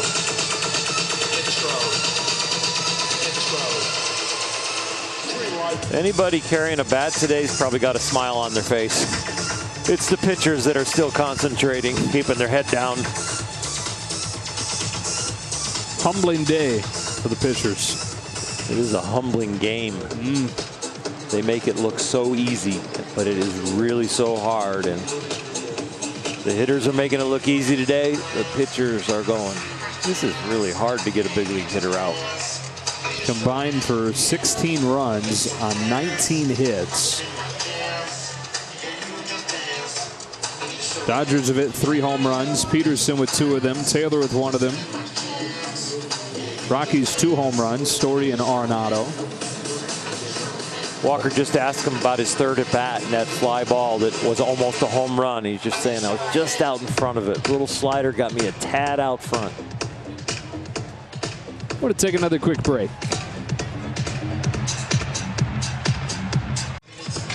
Beautiful backdrop, per usual, at Dodger Stadium. And 10-6 lead. And the bottom of the 5th inning on Labor Day.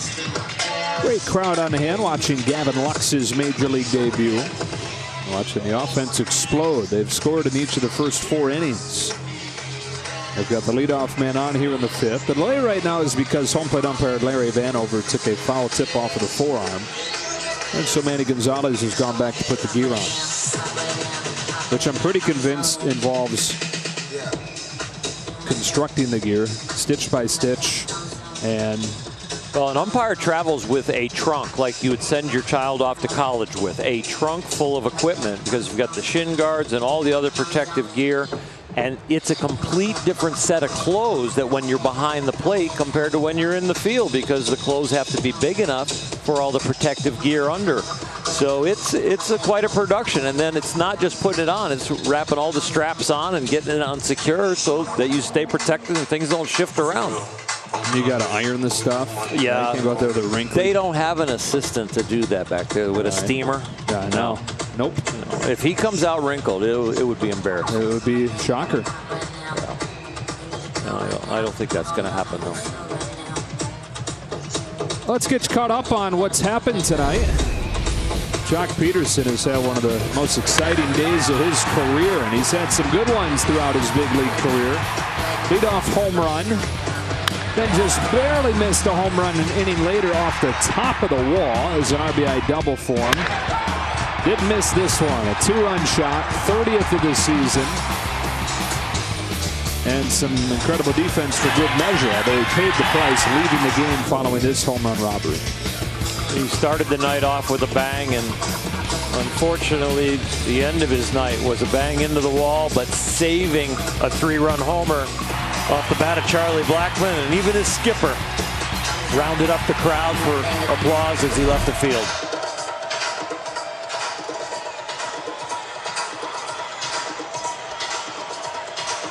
Taking some serious concentration to stay locked in, ready for this 2-2 pitch. PK came in for Jock after the impact on the wall and now getting his first at bat, but this is a long time between pitches. I think he's set up for something off speed. He's going to be anxious. Word is the shirt has been ironed, but the pants pleated as they are more difficult. They're working on those. The triple pleats? Yeah. Are you a pleat guy or no? We're going to go to break. Oh, we're going to break.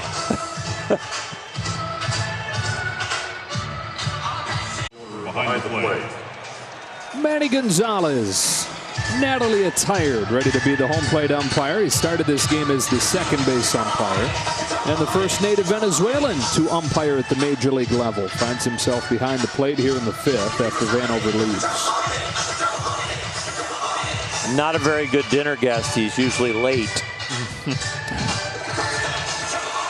They're all going to be late tonight. Manny started umpiring when he was 16 years old. I hope Larry's fine. You know, we laugh, and well, we hope he's okay.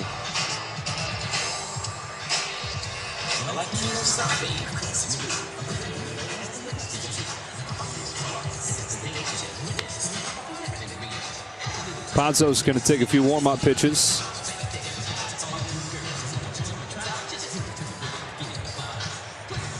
About a 15-minute delay. Let's do it. All right. Game 2 of this Labor Day doubleheader. 2 balls and 2 strikes on Kike Hernandez. Back at lunchtime, David Freese had a leadoff walk. He's at first. There's people at home that fired up the barbecue and have already eaten now that we're resuming the game. Pazos to Hernandez. A 2-2 pitch. And an opposite field base hit. Trickling its way by Garrett Hampson, allowing Freese to head to third.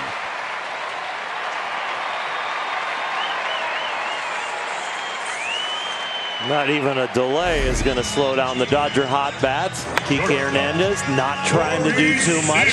Doesn't hit it hard, but gives himself an opportunity. Stays with an outside off-speed pitch. Has enough swing left to beat the shift and kind of humpback liner into right.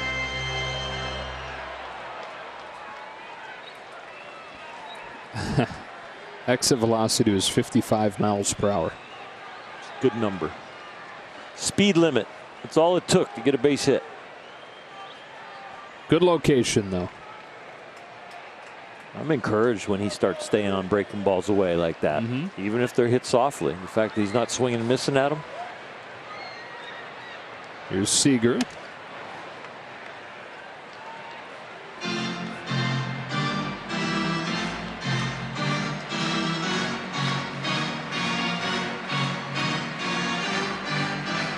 Corey singled on the first pitch that he saw. Back in the first inning, brought in a run with a ground out in the second and flied out in the third. And at the corners, nobody out, fifth inning. Way outside, ball 2.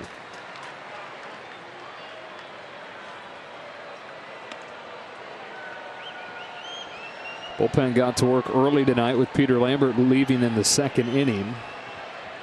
There'll be a revolving door down there. Jesus Tinoco appears to be the next in.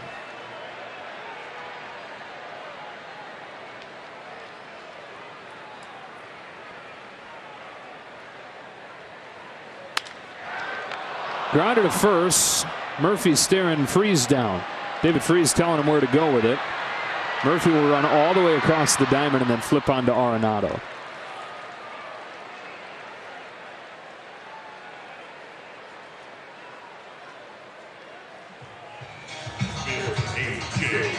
First and third, no out. You just go at third base. You run into an out because you keep them out of a double play. So if you're going to get me at home, then we're going to have first and second and only one out.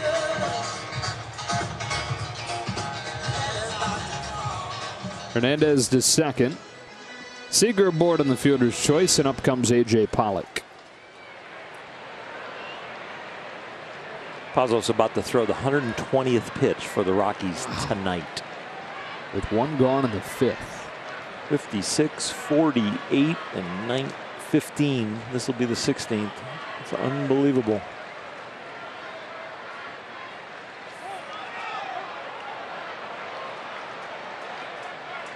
They were going, but he held the ball.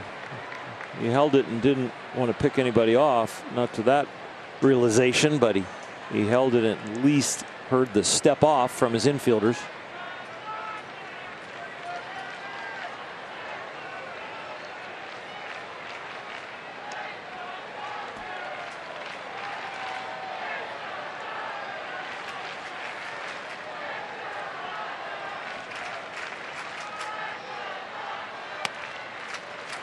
Good frame there by Walters. 0-1 on Pollock. Converted infielder. Says he got those soft hands that he developed as an infielder to the catcher's spot. He's utilized those to turn into a really good receiver. Very good, we see time and again on balls in the dirt too.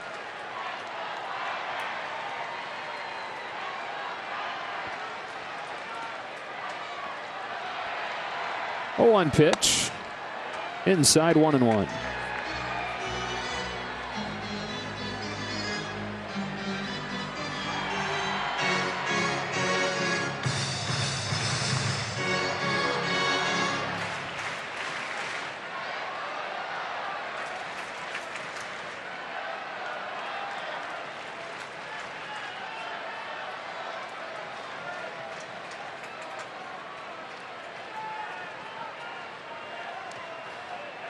There's one of those balls in the dirt that Walters is able to smother.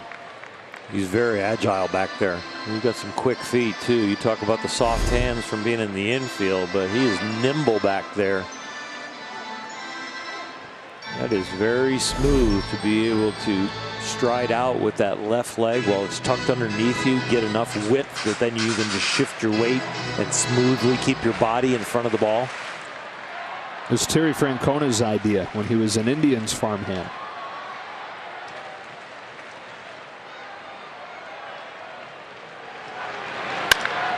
Pollock chops it to third. Arenado double clutches, throws to second just in time to get Seager. On the second hop, I was anticipating we're going to see a great double play. You don't see Arenado not get the ball out of his glove like that. He is so good over there. This is a rarity. Maybe, oh, the ball came out of his hand as he took it out of the glove and started to cock his arm. The ball came out of his hand. He had to re-grip it. First two reached, then a couple fielders' choices. First and third for Bellinger. Walked twice and then lined out.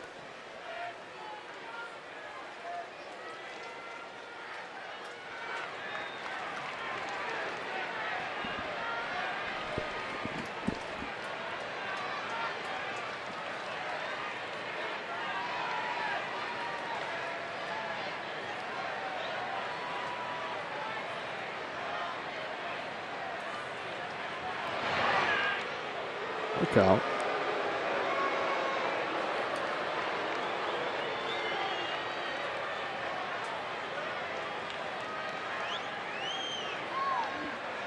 So Belly goes walk, intentional walk, chance of the MVP as he comes up for his third at bat.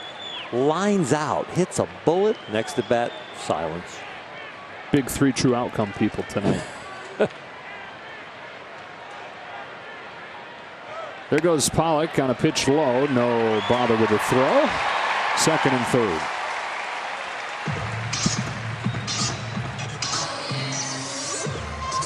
You know, we've talked about the Dodgers maybe through this stretch have a tough time motivating themselves on a daily basis. And there is an edge that you're looking for your team to play with. Dave Roberts is managing this game like we're going to be aggressive. I don't care what the scoreboard says. We're going to run. We're going to take the extra base. We're going to play hard.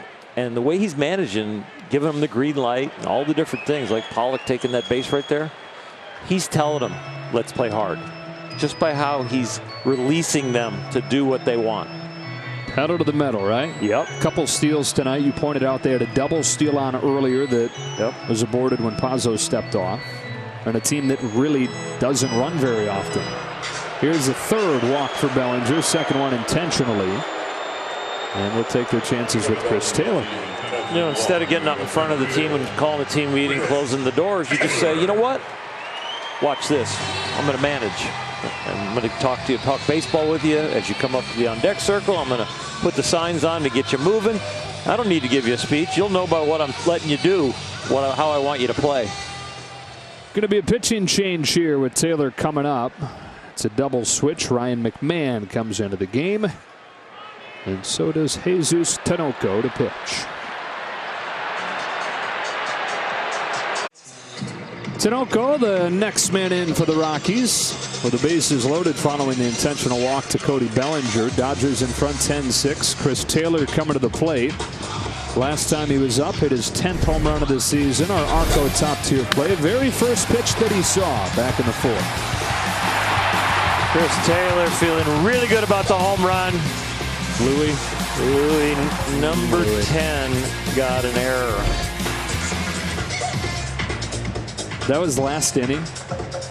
Really? Yeah. Okay. Yeah. Score sheet doesn't lie, Bulldog. You're right. I got a lot of ink on this score sheet. We all do. It's almost like the spring training game right now, my score sheet, where I might give up after the sixth. Just quit. I just stop. This one's tight enough still where you should probably stay on top of it. I'm gonna. But you can always go to MLB.com. You can. I pull that right up. You can always slide your chair over here too. We can share a score sheet. It'd be great.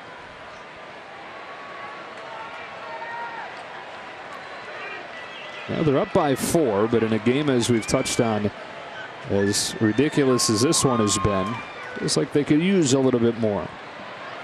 First one to Taylor. Buzzes him in. 1-0. Average fastball around 94 miles an hour. When it's up there by your coconut, it feels a little harder than that.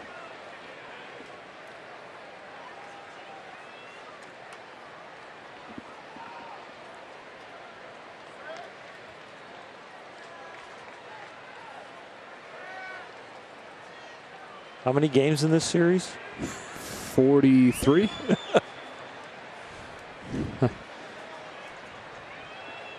Here's the 1-0. That's on the corner, 1-1. 3 games set here, and then 3 with the Giants over the weekend.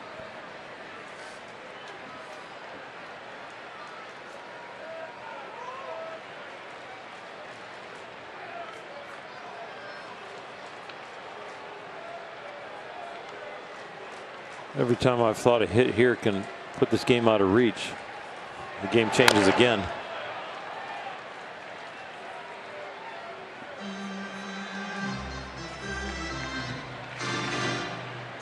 Dodgers have scored on in every inning, so that record is on the line right here.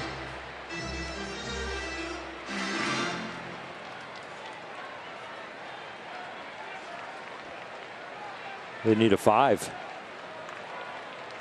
Yeah, you're right. Back-to-back homers, and they get a 5 spot. Calling it? Yeah, why not? Okay. I'm going to go out on a limb. It's a big limb. 1-2. Had one middle, didn't he? There's been a lot of pitches thrown middle. The heat map of the pitches thrown today would be right around there. I mean, yeah, the ball's flying. Yeah, they're swinging for slug. But the pitching tonight has not been good. And I think that's part of the bigger theme across baseball, too, as we talk about teams prioritizing slug and guys trying to hit homers. Generally speaking, the pitching has not been very good. You know what? So think about the 2 halves of the game, and this is bad to bring up with 2 strikes and 2 out. That's the #1 rule of broadcasting. But we should Tinoco. We should dig into a little bit of maybe learning to throw hard and not understanding how to pitch is not the way to groom pitchers. maybe it is about location and movement and changing speeds, because once the whole league throws 93 to 97 and the average fastball is 91, 92, 93, maybe that's not where pitching is. Maybe pitching is changing speeds, breaking the ball, hitting the corner, and not doing full effort.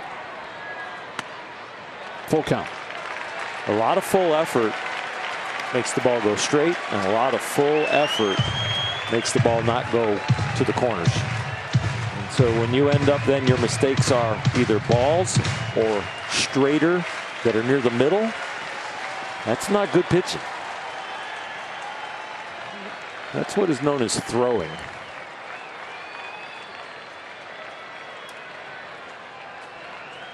All three going to get a head start. There they go. Here it comes. Taylor strokes one down the line. Blackman running over. It's foul. Off the new extended netting.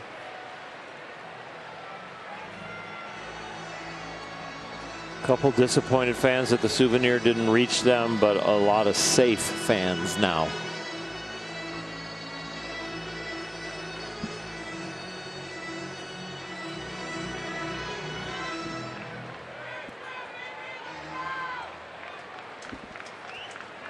Eighth pitch of the at-bat coming to Chris Taylor. And he homered on the very first pitch that he saw his last time up. And an 8-pitch duel with Tinoco here. Bases loaded. 2 gone in the 5th. The payoff again and a foul again.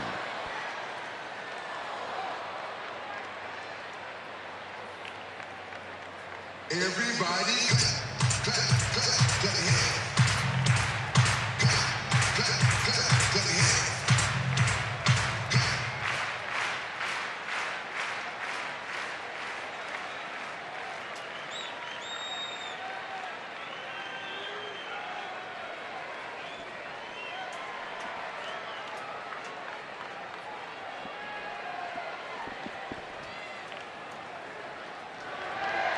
On the 9th pitch, Taylor bloops it right side, and Garrett Hampson will put it away. So they leave him loaded. We're through at 5. The Dodgers 10, the Rockies 6.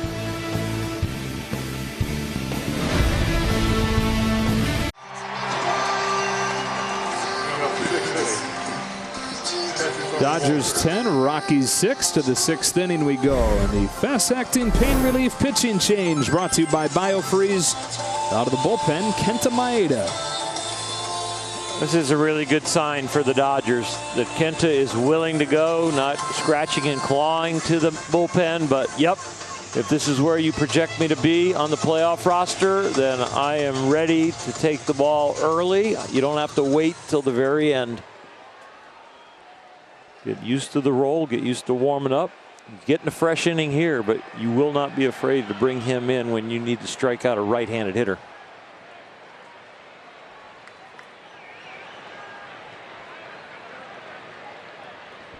Second relief outing for him this season. July 19th, pitched an inning in relief, had a couple Ks. He misses with his first one to Tony Walters.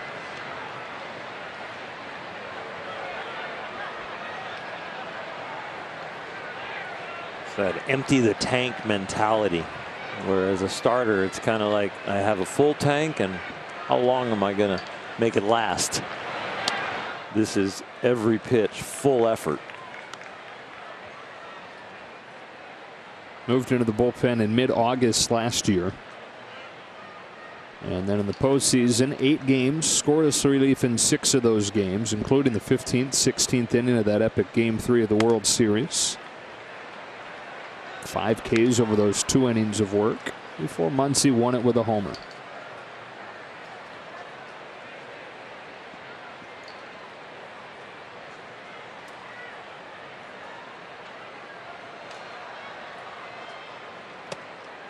Three and 1.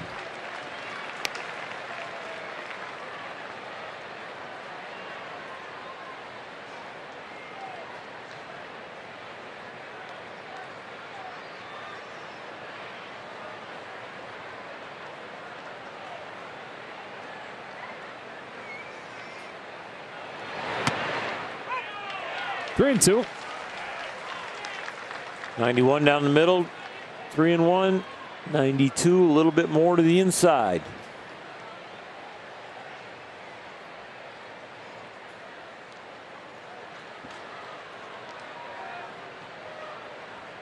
Fell behind 3-0. He's worked it back full and eventually strikes him out with a changeup.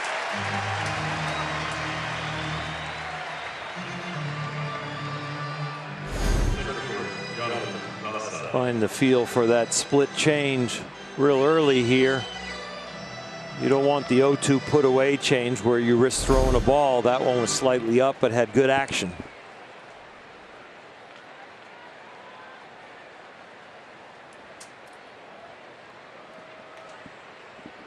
Jonathan Daza now. Pretty tight slider to the corner, 0-1.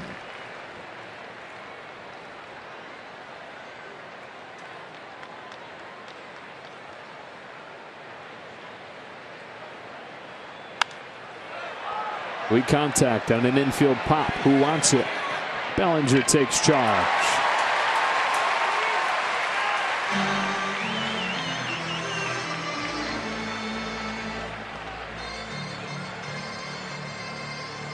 Second baseman number 24. 3-0 count, but since then, 5 strikes in a row.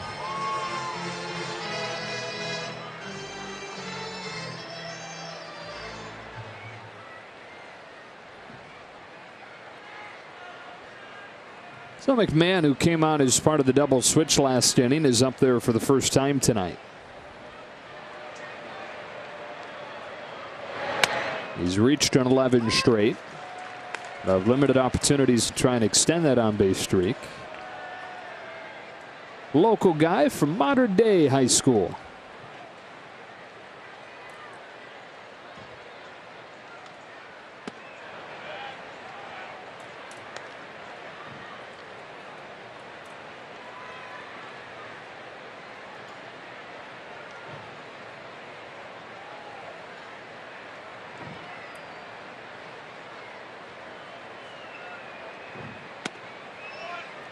Two and one.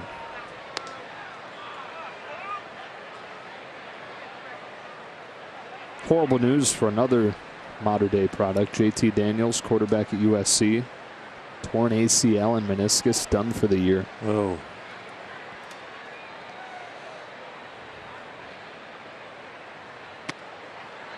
Those are the saddest injuries too. The beginning of the year, you put all the work in, and you get ready and excited. Game one. Leading your team.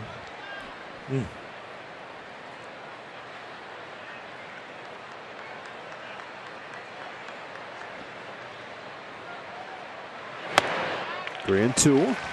And the guy that lost out in the competition to Daniels had just put his name into the transfer portal. So what's the rules? He can come back. Can he pull himself out? Yeah, but you know, what do you say if you're Clay Helton and USC at that point? Sure, come on back. Ground ball right side. Lux charges and throws him out to complete a 1-2-3-6 for Maeda.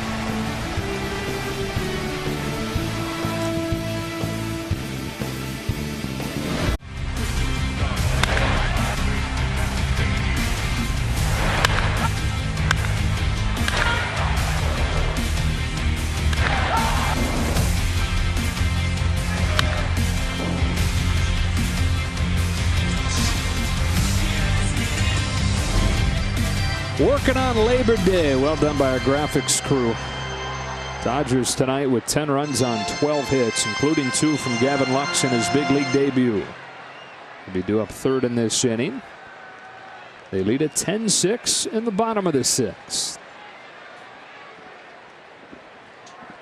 Beatty finally something to show for hitting the ball hard. He hits it hard again. Rising liner to deep right field. That one leaves the yard.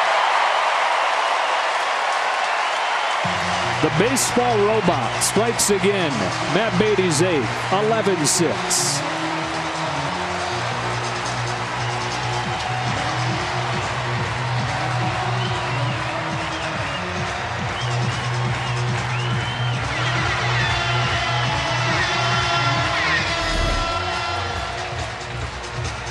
Chris Taylor joins the double-digit home run club tonight. Matt Beatty getting closer. Number 8, he's 2 away. He could be the 12th member of the club for the Dodgers here in 2009. What a performance Matt Beatty is putting on. What a performance this team is putting on. A ball on Will Smith. So Beatty's driven in 3 tonight. Got hit with the bases loaded in the first inning. Singled home run in the second, and this home run right here. And with the 4 home runs tonight, Oral, they're now within 7 of the all-time National League record. 4 yesterday, 4 tonight. Tonight's not over. I would take the over 4 as of right now.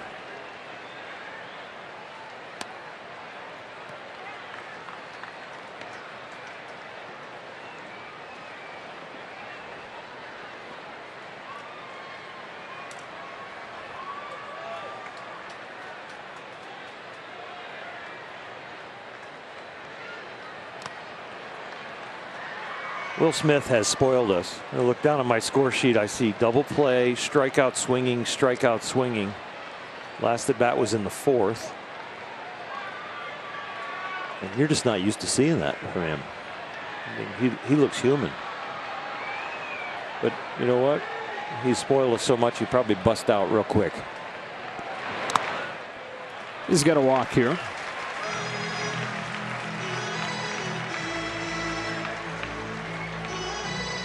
And back comes Gavin Lux.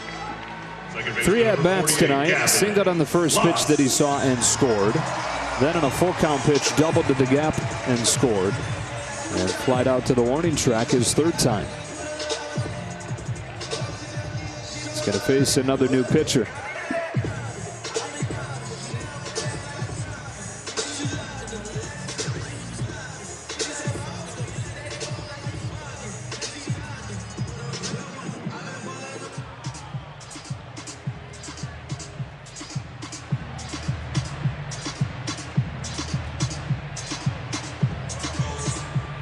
Fans in attendance on Wednesday will take home a Tommy Lasorda bobblehead, courtesy of State Farm.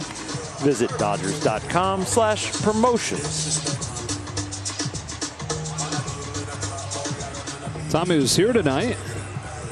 He's taken off at this point, but was here earlier and was giving Manny Gonzalez a hard time. I don't know if you caught that when Manny came back out as the home plate umpire, taking a little while.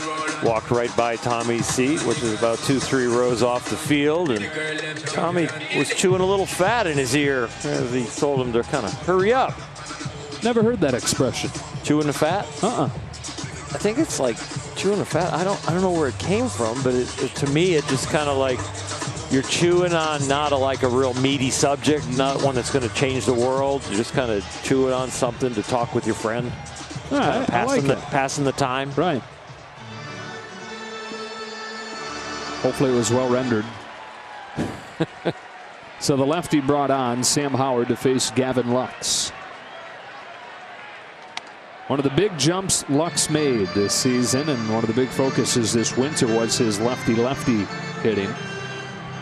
Discovered that he was back-eye dominant, and once he did, made an adjustment to open his stance up slightly against lefties, turn his head to get that back eye more involved in the swing and seeing the pitch. And you can see his eyes pointed right at the pitcher.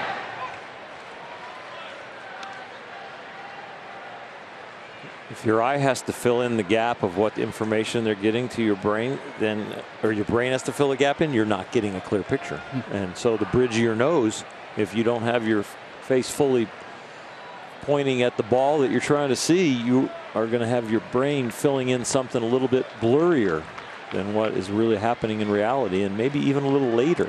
So yeah, you will see hitters do that a lot when hitting coaches look at that.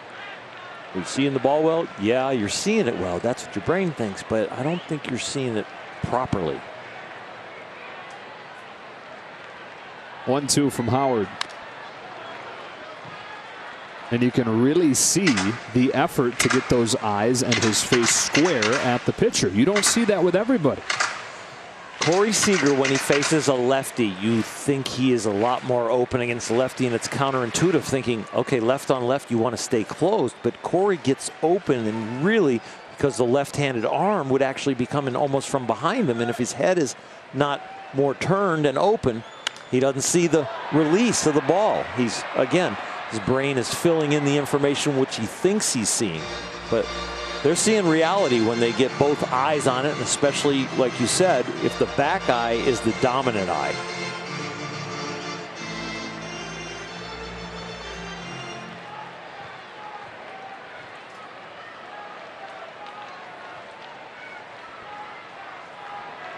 Another 1-2 pitch coming after a toss over.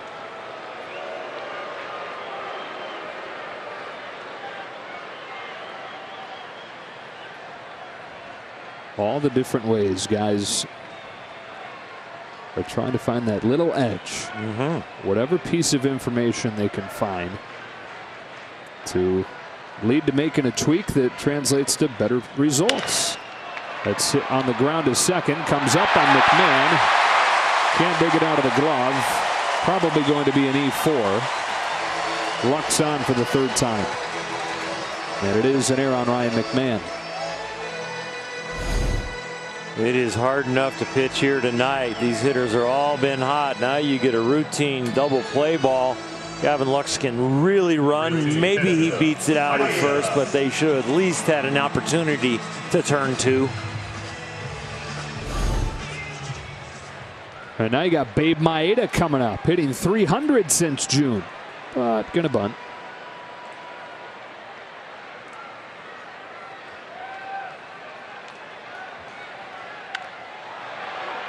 Great job.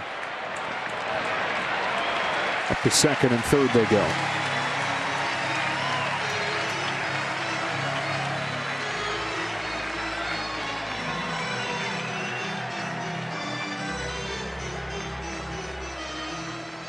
Right fielder number 14, Kike Hernandez.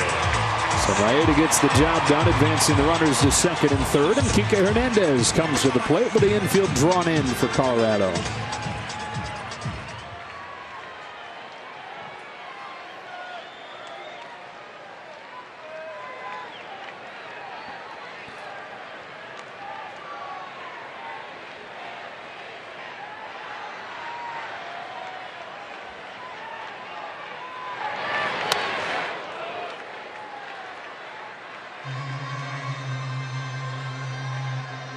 Hernandez off of the bench, replacing Jock Peterson, who had 3 extra base hits over the first 3 innings, including 2 home runs, and then made a home run robbing catch, but in doing so crashed into the wall.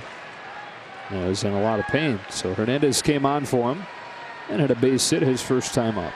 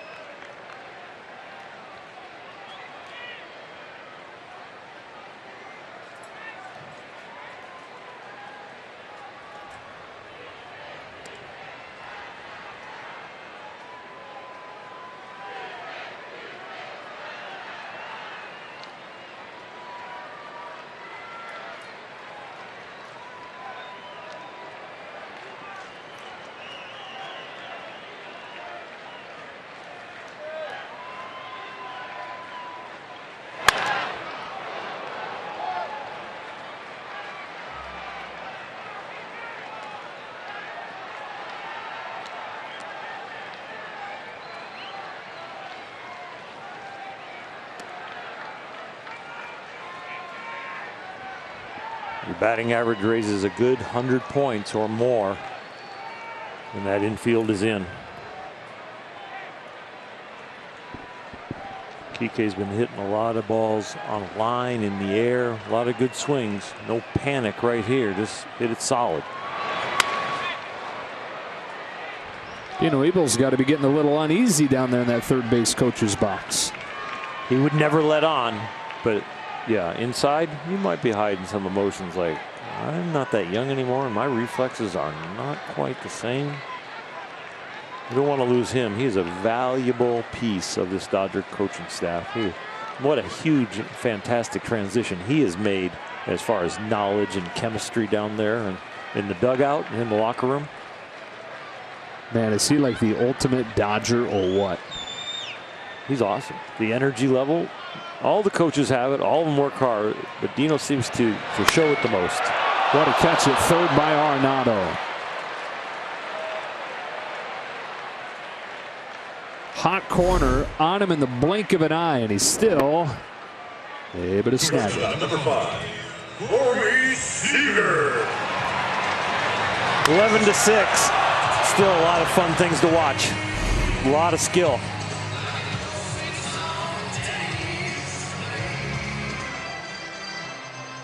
Lefty-lefty for Seager with men at second and third and 2 gone. Dodgers up by 5, bottom of the 6th.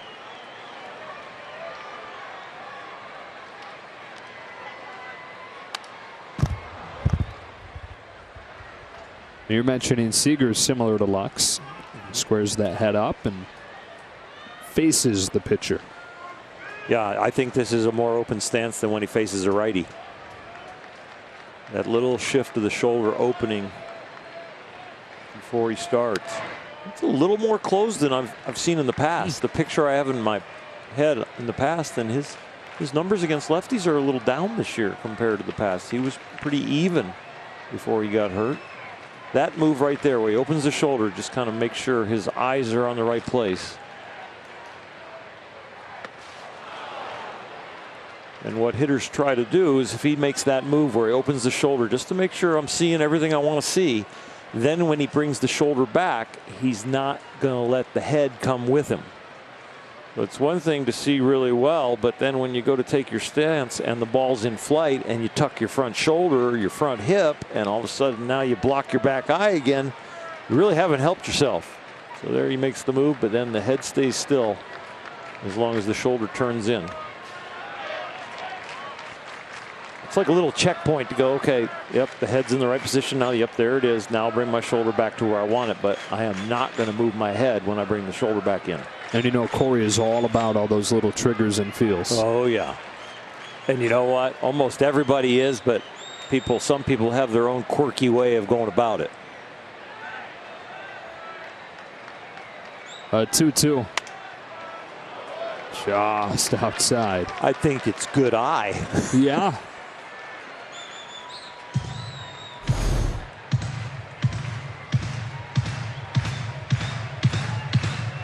I'm amazed at that too. You know, when I was playing, the guy was throwing above 92. I was just looking for a ball and trying to hit it. There was no way I could determine that. Strike ball maybe, but not edge or off the edge. Stays alive, fouling this one off on the edge. It's just another level of visual acuity.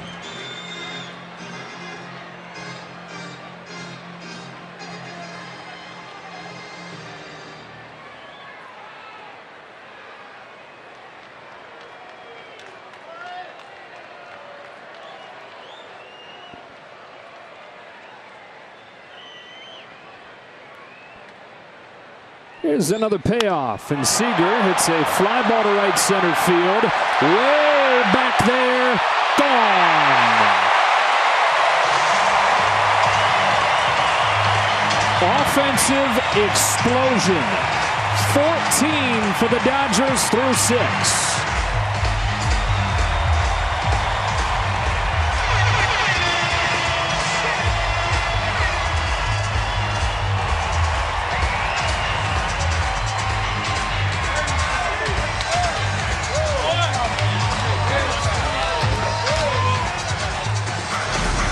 Number 13 for Corey Seager. He's got both eyes on this ball, and he gets to watch it a long time.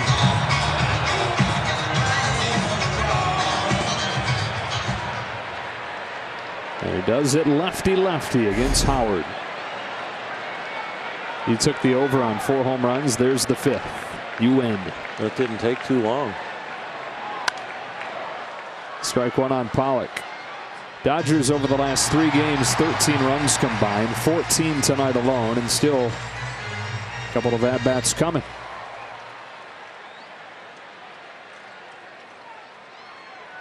AJ 1 for 4. Doubled homer run and scored.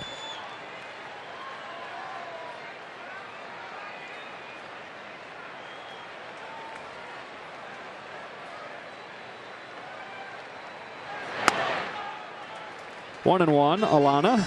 Well, I got word, guys, that the official injury for Jock Peterson that knocked him out of the game is an abdominal contusion. As you might imagine, how hard he ran into that wall. So good news is nothing is broken as far as that rib cage is concerned. Abdominal contusion for Peterson. All right. 1 and 2 on Pollock.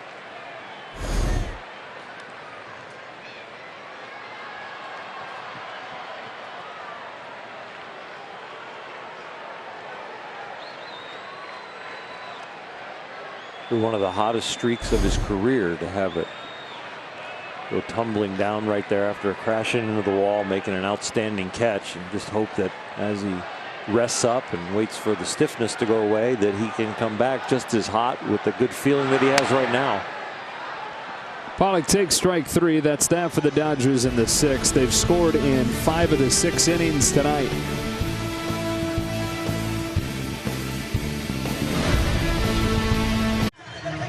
The 7th inning, have mercy. Presented by Wells Fargo. Dodgers 14, the Rockies 6. In a wild and wacky ride here in game 1 between these teams. Christopher Negron into the game to play short. Corey Seager leaves after his home run. And here's Kenta Maeda for his 2nd inning of work. I want to go back to one thing you mentioned earlier about the league going so heavily in the direction of velocity. Everybody throwing hard, not as many guys commanding. As Trevor Story takes strike 1. You look at the top 2 guys in the National League in ERA. Number 1 is Hyun-Jin Ryu. Tops out low 90s. Pitches with command. 4 or 5 different pitches on a given night. Number 2 on the list, Mike Soroka. Average fastball velocity 92.5. Sinker baller. Pitches to contact. Trusts his command. And so while the league is going one way, the top 2 in the league are going the other. A few weeks ago, I did the same exercise with both top 10s in ERA. And it was like 7 out of 10 and 8 out of 10 were command, change speeds guys below like 92. You've got Greinke sitting 6th, Kershaw 7th. Both average fastballs right around 90.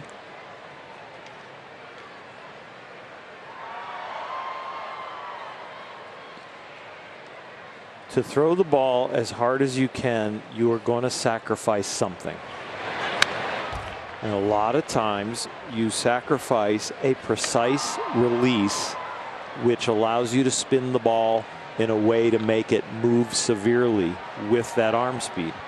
And you also sacrifice consistency of your arm slot and your release to hit a target. My feeling is the best effort level to have all the things that make you a good pitcher are about 85 to 90% of your ability. And if you really have good movement and good location, I think only 80% is where you want to be, because I really would save the ability to throw a ball 100% that doesn't need to be located specifically, but just in a half of the plate or high or low. You can do that at 100% effort and get to a certain section. Then you have the ability to change speeds up and change speeds down if your normal effort level is somewhere between 80 and 90%. If you're 100% all the time, you only have one way to go in terms of changing speeds. Yes. Story chases one gone. And one of the things that I just like to watch as we watch all the feedback we get from the science that's around side works and games and all the data the guys get is if their quest is to be the ultimate best of best, and it's only about spin rate and velocity and not about location and, you know, making the ball move and making pitches, then I don't think our quest should be to throw the ball 100% at the top of our ability every time, because I think top of our ability includes movement and location and the ability to change speeds both directions. Charlie Blackmon. And it's fun to watch, you know, Walker Buehler at his best when he is letting it all go, and it's the best velocity he's got, and it's the best movement, it's the best location. But if the quest is to go to that, and then sometimes you lose your consistency, you're up and down in innings or you're up and down in outings, then maybe that shouldn't be the quest. Maybe it should be maybe a little lower effort level. Fly to the left field, routine for A.J. Pollock.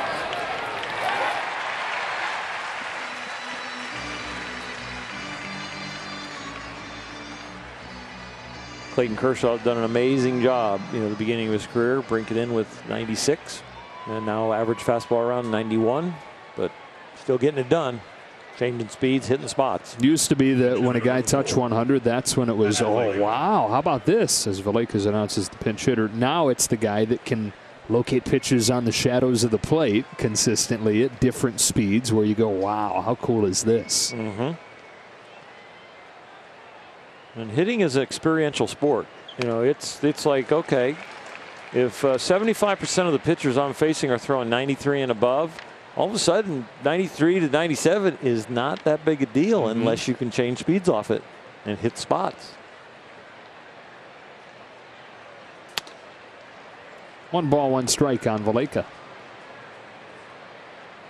But that's where I trust the game, and I trust the pitchers, I trust the hitters, I trust the people around baseball, that they're you know, they're going to continue to adapt and figure it out. And we shall see. I think some hitters are going to adapt and figure out how to beat shifts. I think some pitchers are going to figure out that, you know, maybe trying to throw this ball as hard as I can compared to locate it and make it move might be a higher priority.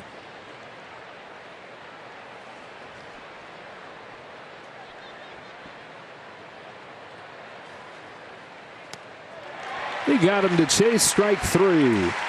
Kenta Maeda, 6 up, 6 down out of the bullpen tonight.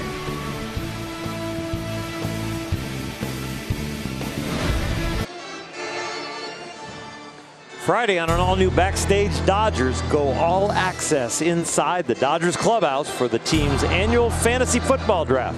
Don't miss Backstage Dodgers Friday after the postgame on Sportsnet LA. Jake McGee out of the bullpen for the Rockies. Dodgers in front 14-6 to the bottom of the 7th. And he'll face the heart of the Dodger lineup on a night where they have been crushing the ball.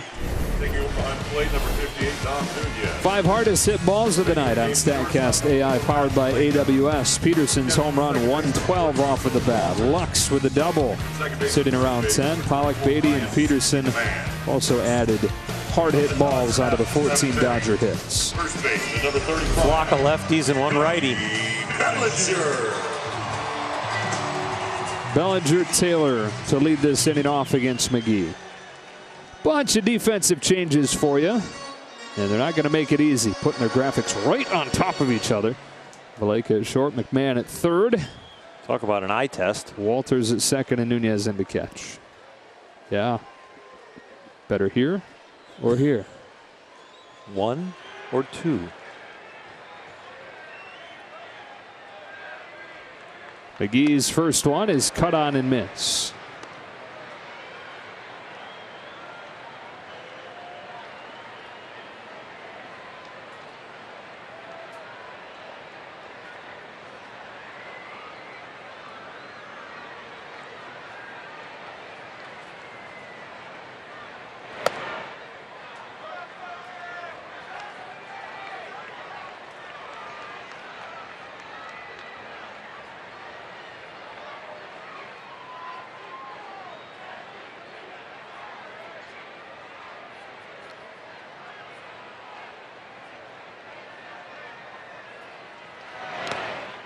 Ball 2.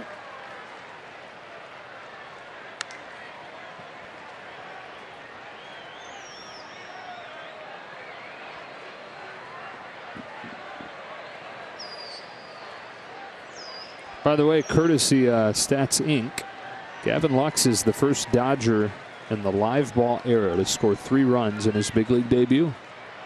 Goes back to 1920. Bellinger hits a ball Way back to Pasadena. Oh, halfway up the pavilion for number 44. He's within 5 of the franchise record.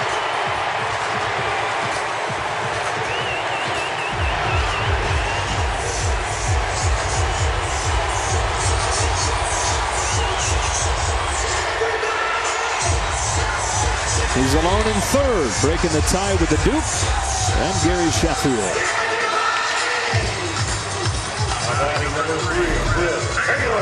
What a pretty swing. Fastball away. Middle.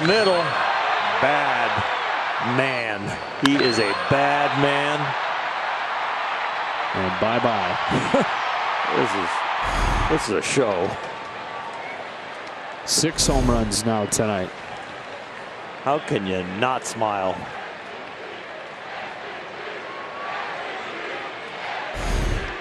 There, the MVP chance again. Gonna be fun watching him try to track down Sean Green, isn't it? With his final month. Ball on a strike on Taylor.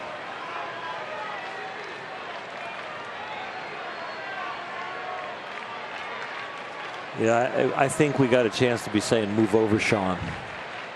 There's a lot of games left. And he made a nice adjustment about 3. Oh my gosh. Oh my goodness. Chris Taylor with his second tonight. What planet are we on?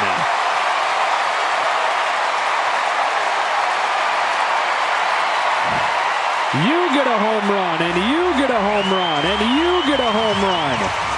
Not even Dave Roberts can believe what he's seen.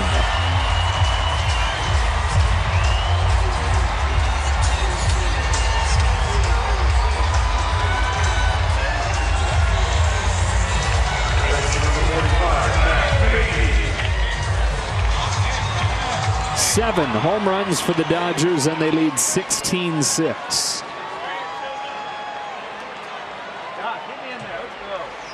50th of Chris's career. And now Beatty has got a home run of his own tonight. Strike 1. This is amazing.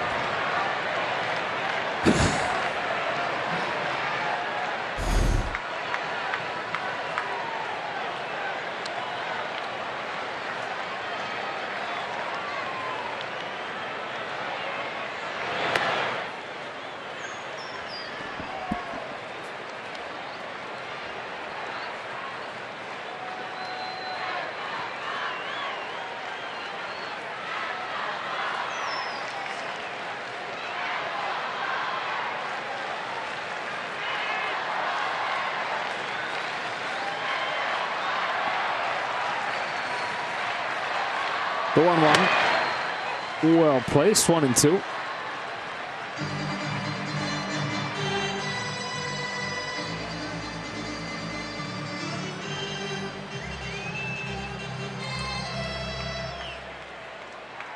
Sometimes you watch the Dodgers and you go, when are they going to turn it on? Tonight you watch them and you go, I don't think they can turn it off. They're all walking up there like with fire in their eyes, like, oh, he did it. Now I got to go get mine. It's kind of like feast time, going down the food, going down the smorgasbord, looking at like, oh, okay, I'll have a little of that meat there. No, some potatoes over here. No, oh, look at that guy's plate. He got vegetables. I'm gonna get some of that. Play for the tie, right? This is like they are eating. A boring ground ball. Beatty's out, number 1. He's probably going to get benched. 1 away, and up comes Will Smith. Walked and scored his last time, and so everybody from the starting lineup has reached tonight. How about this number? So we know that in AAA they began using the big league ball this year. Regular season is over in AAA, so you can now compare apples to apples. last year's ball versus the big league ball at AAA. 2018, there were 3,600 home runs in AAA. This year, 5,700. Okay. 3,600 with the old ball, 5,700 with the new ball. Is that like it's a lot more. 33% more? Sure. Yeah. Right around there. It's a little more than 33% more. 3,600 the first year, and then 5,700 the next. If you divide 3,600 in half, that's 1,800, right? Add it to the 36, you get 54. Pretty close. Carry the 1. Is that how you do it? That's the 7. I don't know. So we got a stat guy for that. I know. What is it? The answer is 58% more. I was right on. Oh, you also used a number. Mine was wrong, huh? Glad we got some more innings for me to figure this out. It's crazy. That's regardless of what the percentage. That's right. jump is. Yeah, I got it right. I just didn't give it to the right percentage. 2 and 2.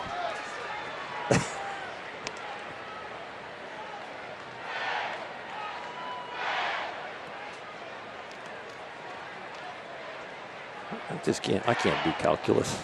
You don't need to. We don't want you to. Oh, I can't wait to see my Twitter account after I get home tonight. You didn't know that was 58%? I'm pretty glad you could throw a baseball. Full count. Don't listen to the eggs, Oral. No? Oh. Don't. I know you're a good counter. Thanks.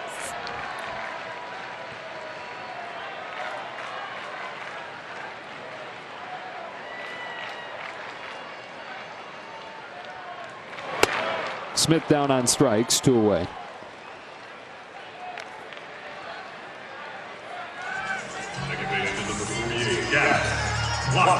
Gavin Lux getting his money's worth tonight with all this offense. His 5th trip up there.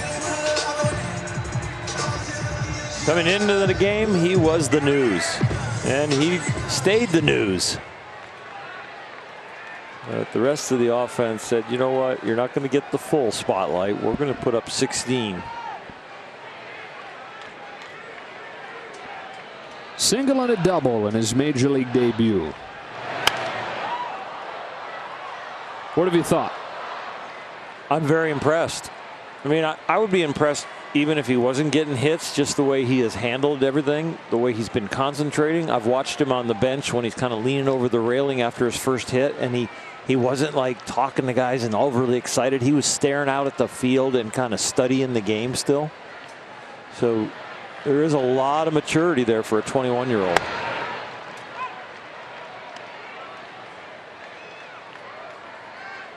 He's kind of got that Matt Beatty robot face too. You're not really going to read that, he was upset that he didn't swing at that last pitch. Very clean out in the field. Runs like the wind. The double, I was like, ooh, a few more feet in the gap and he might be going for 3. People rave about his character and attitude. His first full pro season, 2017. He was not doing well, hitting around 200 in July. His manager that year said that he had the attitude and the work ethic you'd expect out of a guy who's hitting 400. And he was that kind of teammate, too.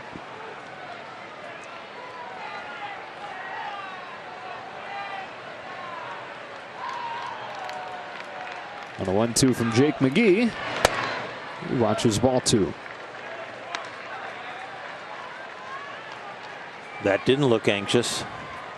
1-2 count, fastball 6 inches off, left on left situation, first big league game, and just took it.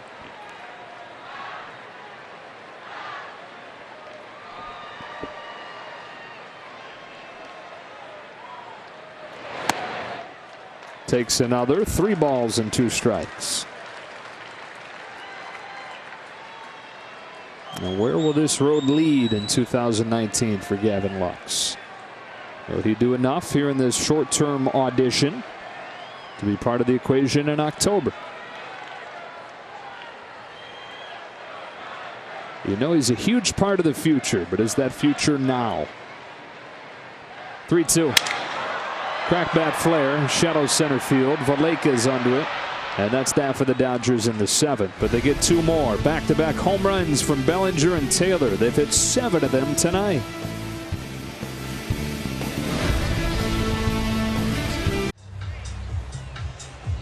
Top of the 8th inning, the Dodgers up by a touchdown, point after, and a field goal. 16-6 over the Colorado Rockies. Let's look ahead to the calendar. Brought to you by Nissan. They have 2 more with the Rockies tomorrow and Wednesday. Then there's a day off for the team on Thursday before welcoming in the rival San Francisco Giants for a 3-game series beginning on Friday. Of course, all of those games can be seen right here on Sportsnet LA.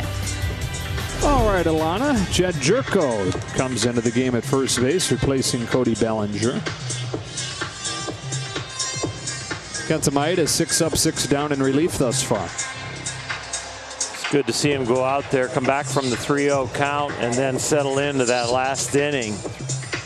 Turn it into 3 up, 3 down. So really good. And then to continue on. 3 strikeouts in 2 innings. And getting his work in. They want to not only maybe get him used to the bullpen again and know that could be your role in the playoffs, but also keep the length. If anything ever happens, you want him to still be able to start and be lengthened out. Number 9, Daniel Murphy.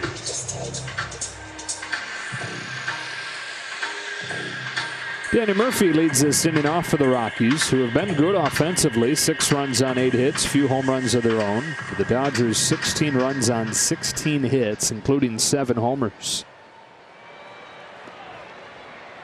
And it's all relative.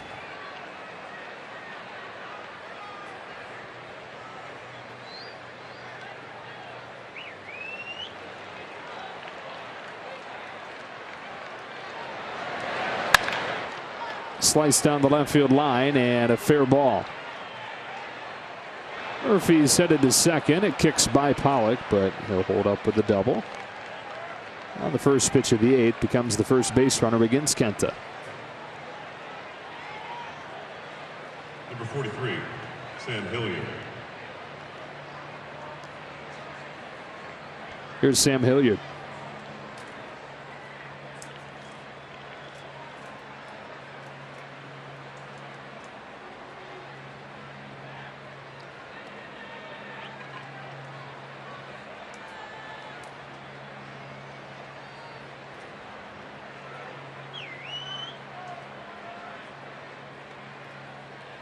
Even when you're pitching to the team that is down by 10, it can be hard because you're kind of called on now in your role to don't walk anybody, attack these guys. Let's get it over as quick as possible. And Murphy kind of understanding that, picked on a first pitch fastball and found a hole down the line. You really, in your back of your mind, you want to be aggressive and get ahead, get your fielders in, get the game over with. But sometimes you got to keep thinking about pitching.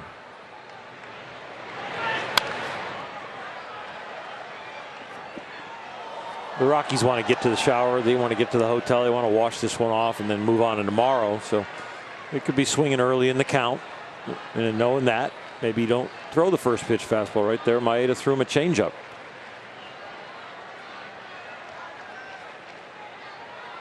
You just got to feel out the opposing player a little bit and see what his mannerisms are in the box, how he approaches a pitch in a certain area, and then, okay, this is what he's thinking.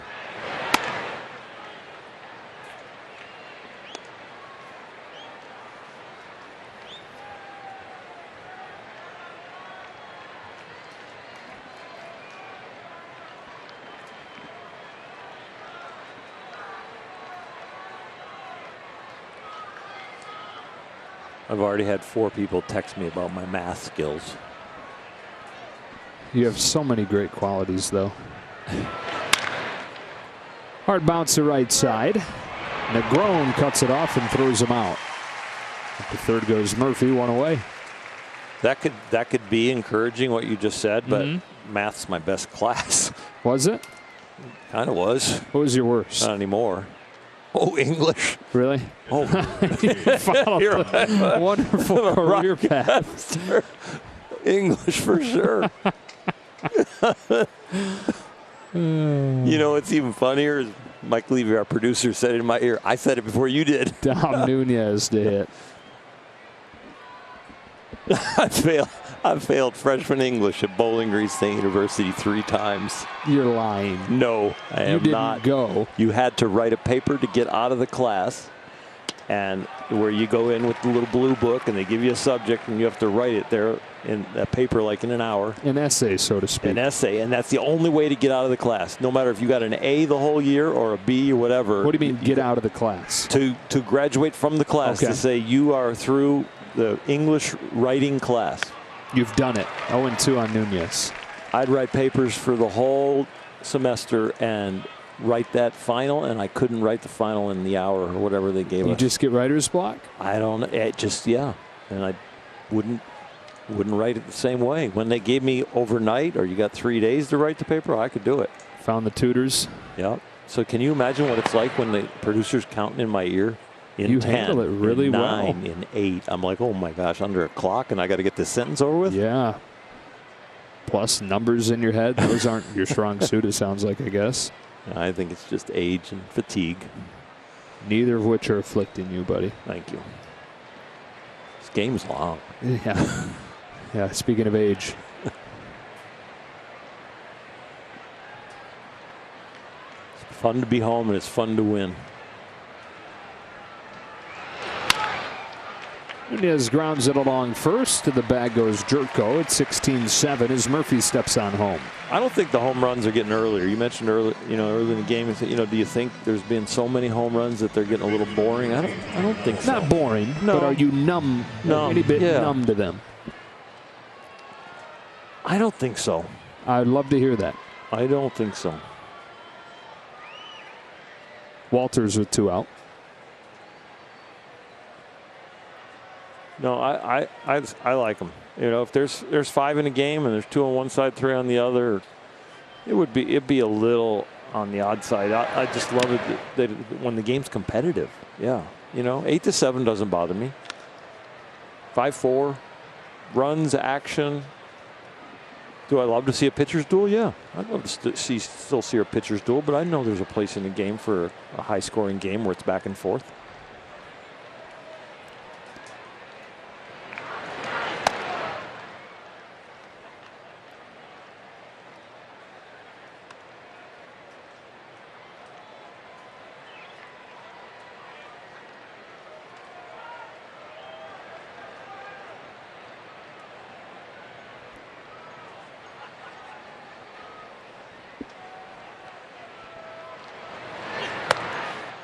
Three balls, no strikes.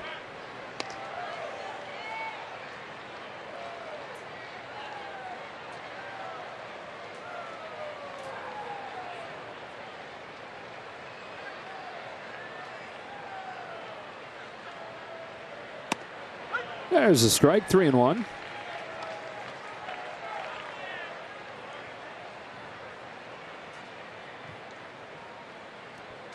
Chichi Gonzalez, Julio Urias tomorrow.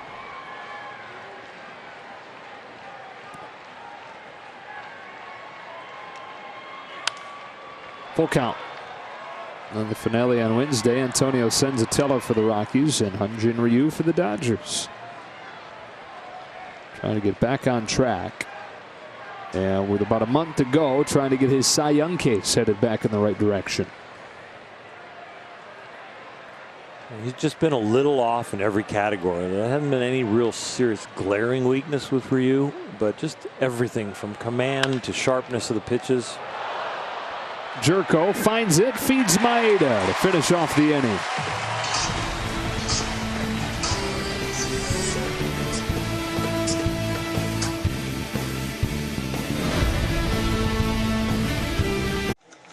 Before Ian Desmond pitches the bottom of the 8th, we check him with studio.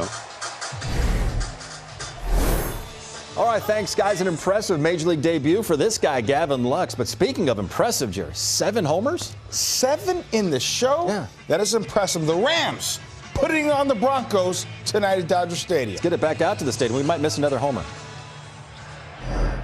We do have kind of a football score here. 16-7, yes. Ian Desmond, first career pitching appearance. And the matchup that they all came for. Ian Desmond against Kenta Maeda.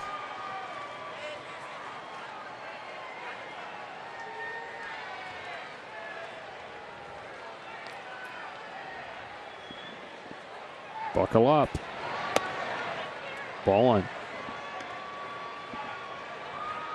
Desmond just doesn't really take the ball out of his glove correctly for a pitcher.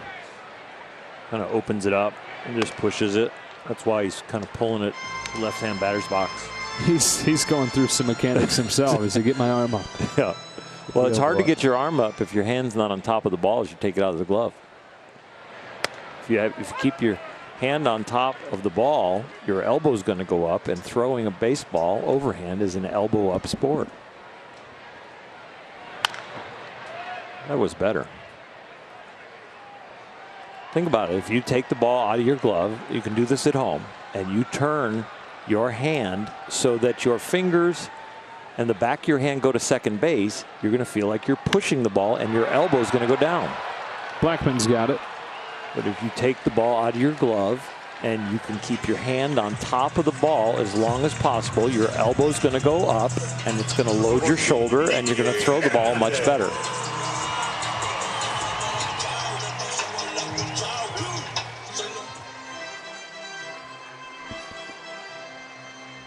I was much better at biomechanics than I was math. Yeah, so that was probably your best subject.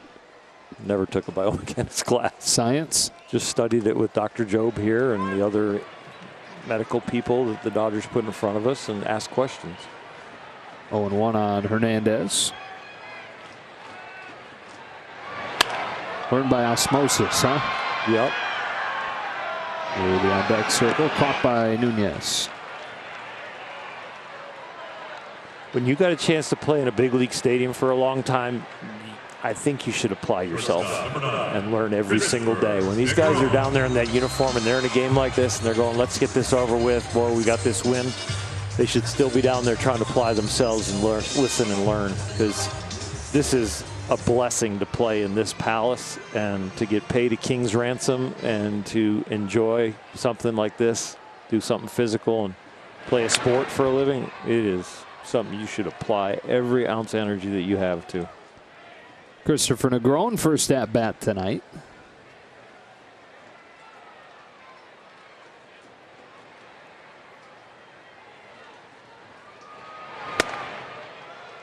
Behind 0-2.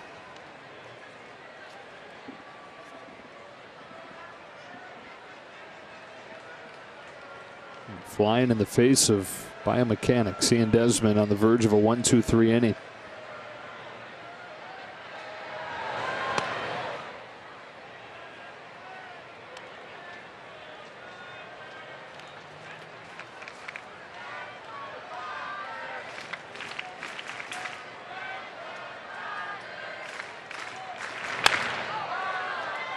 '93. Wow.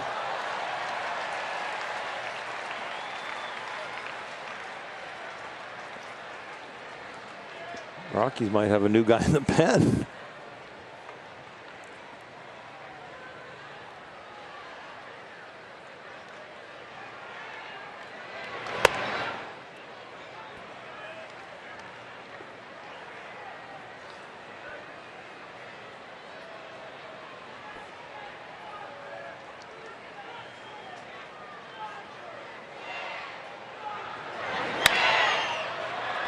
That one's by a lunging Murphy, and down the line for Negron, who's headed for second with a two-out double.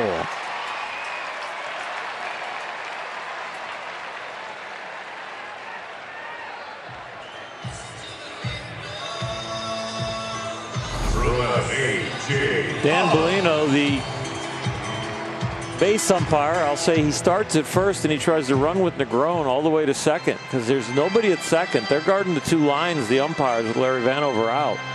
And Bellino sprinted with Negron to second base with him in case there was a play.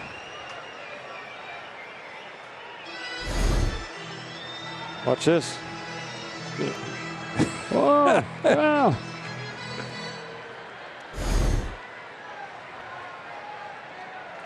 He was laughing about it.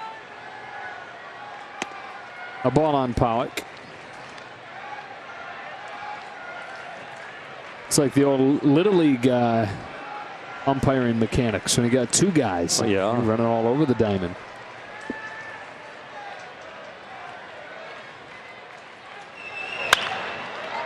Sharply hit, but stopped at third. Ryan McMahon loads up and throws Pollock out. To the ninth we go. The Dodgers up 16-7.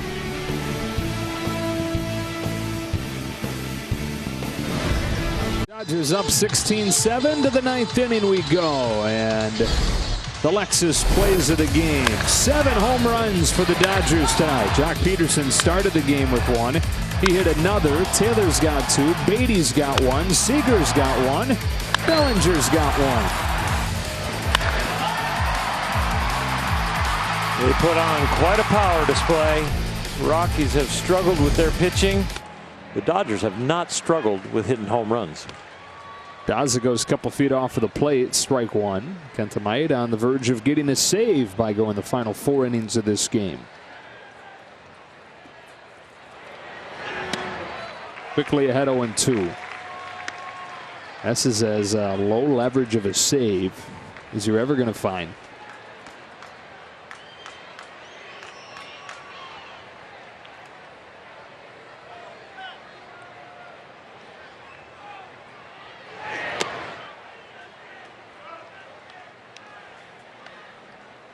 Major League record for the largest cushion in a save.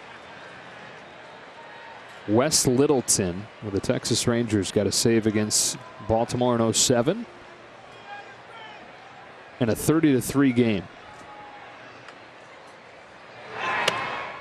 1 away in the 9th.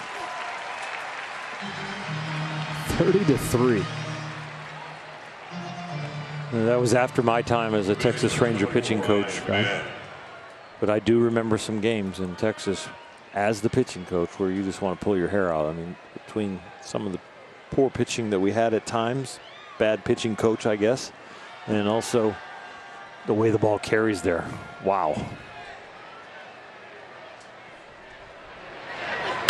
McMahon slices a drive to left center field. Pollock's running out of room, and it's gone.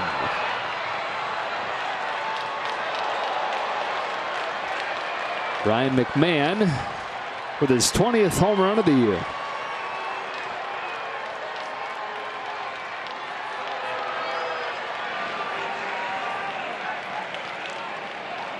Pitcher number 20, Ian Dennis. 10 home runs tonight combined. This is a performance-enhancing ball. It is flying. PEBs.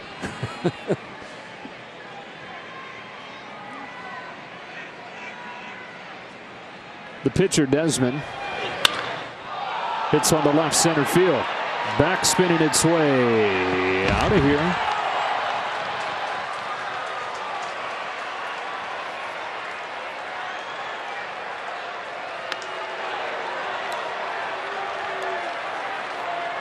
This is definitely an anomaly.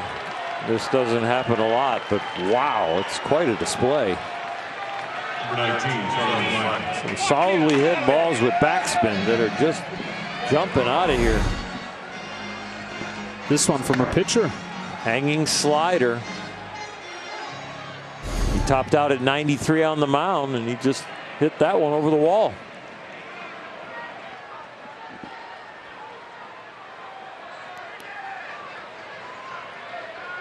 So the back-to-back homers from McMahon and Desmond. Now Blackmon takes ball 1.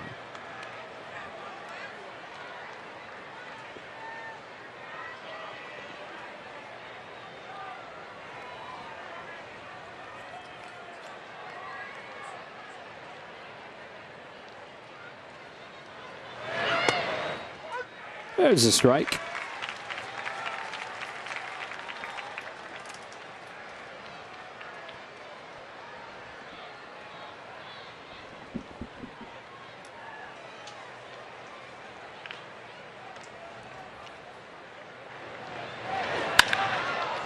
Stroke to left center.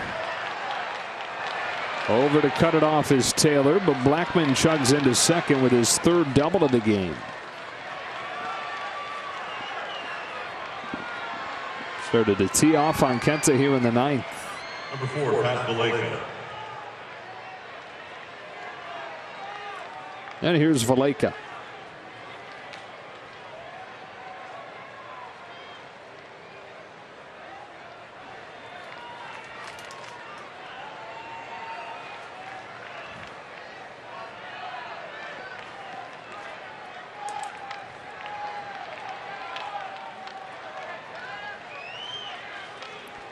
On a game that reaches the 4-hour mark. Valleca 0 for 1. Came off of the bench for Nolan Arenado earlier. And he swings and misses 0-1.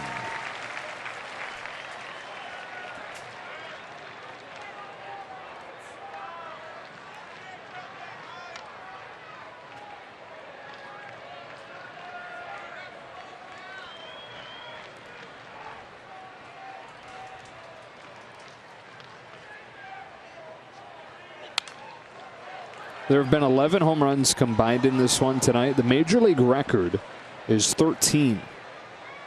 Earlier this season, Arizona and Philadelphia. Dodgers have 7 tonight. The Rockies have 4.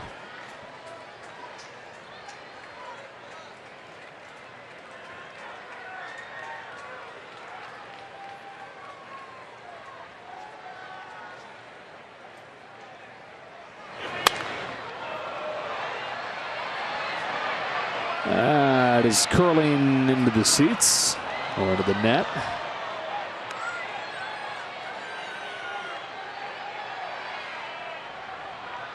That's a new thing. Yep. Good new thing. Mm-hmm.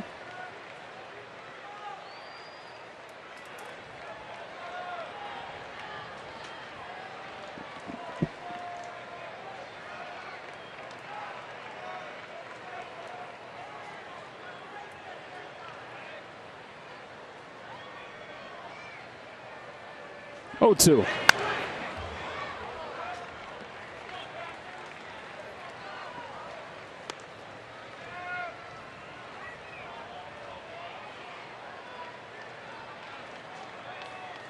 Getting to shaking his head at himself just on location. Making sure when you hit your locations, usually that's when you get your best movement too, because that's what you practice. You're practicing to throw the ball in halves of plate or corner, but also with the movement and the accuracy.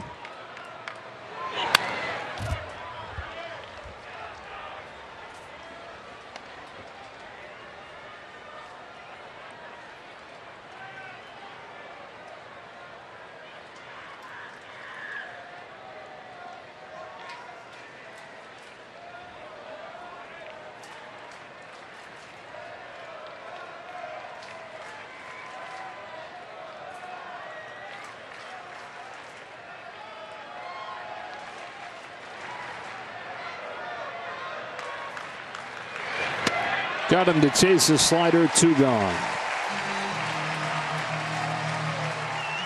The perfect combination. And try and end this game. One more out. The fastball low and away for a strike, and then the slider right out of that window.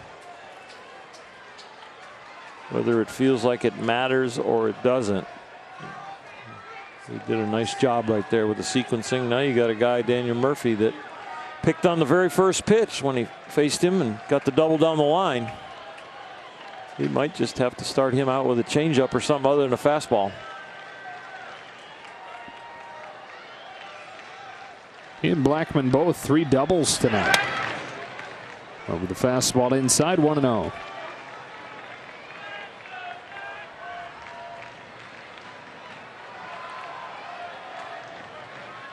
He's like ground zero of launch angle. Yep.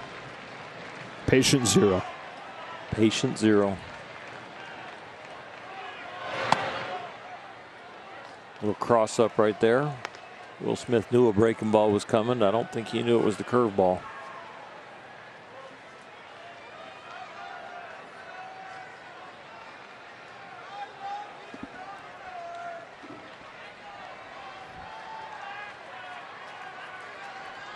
This one still counts as one win. You don't get any extra for winning by 7. Line to center field. Taylor will make the catch and put an end to this wacky one. 25 runs combined, 29 hits, 11 of those home runs, but the Dodgers win it 16-9. They lost the last series, but they start this homestand in this series off with a bang. It's worth 1, and they are glad to have it. I'm sure everybody's a little tired from all the swinging they did tonight. 22 of the 29 hits were for extra bases.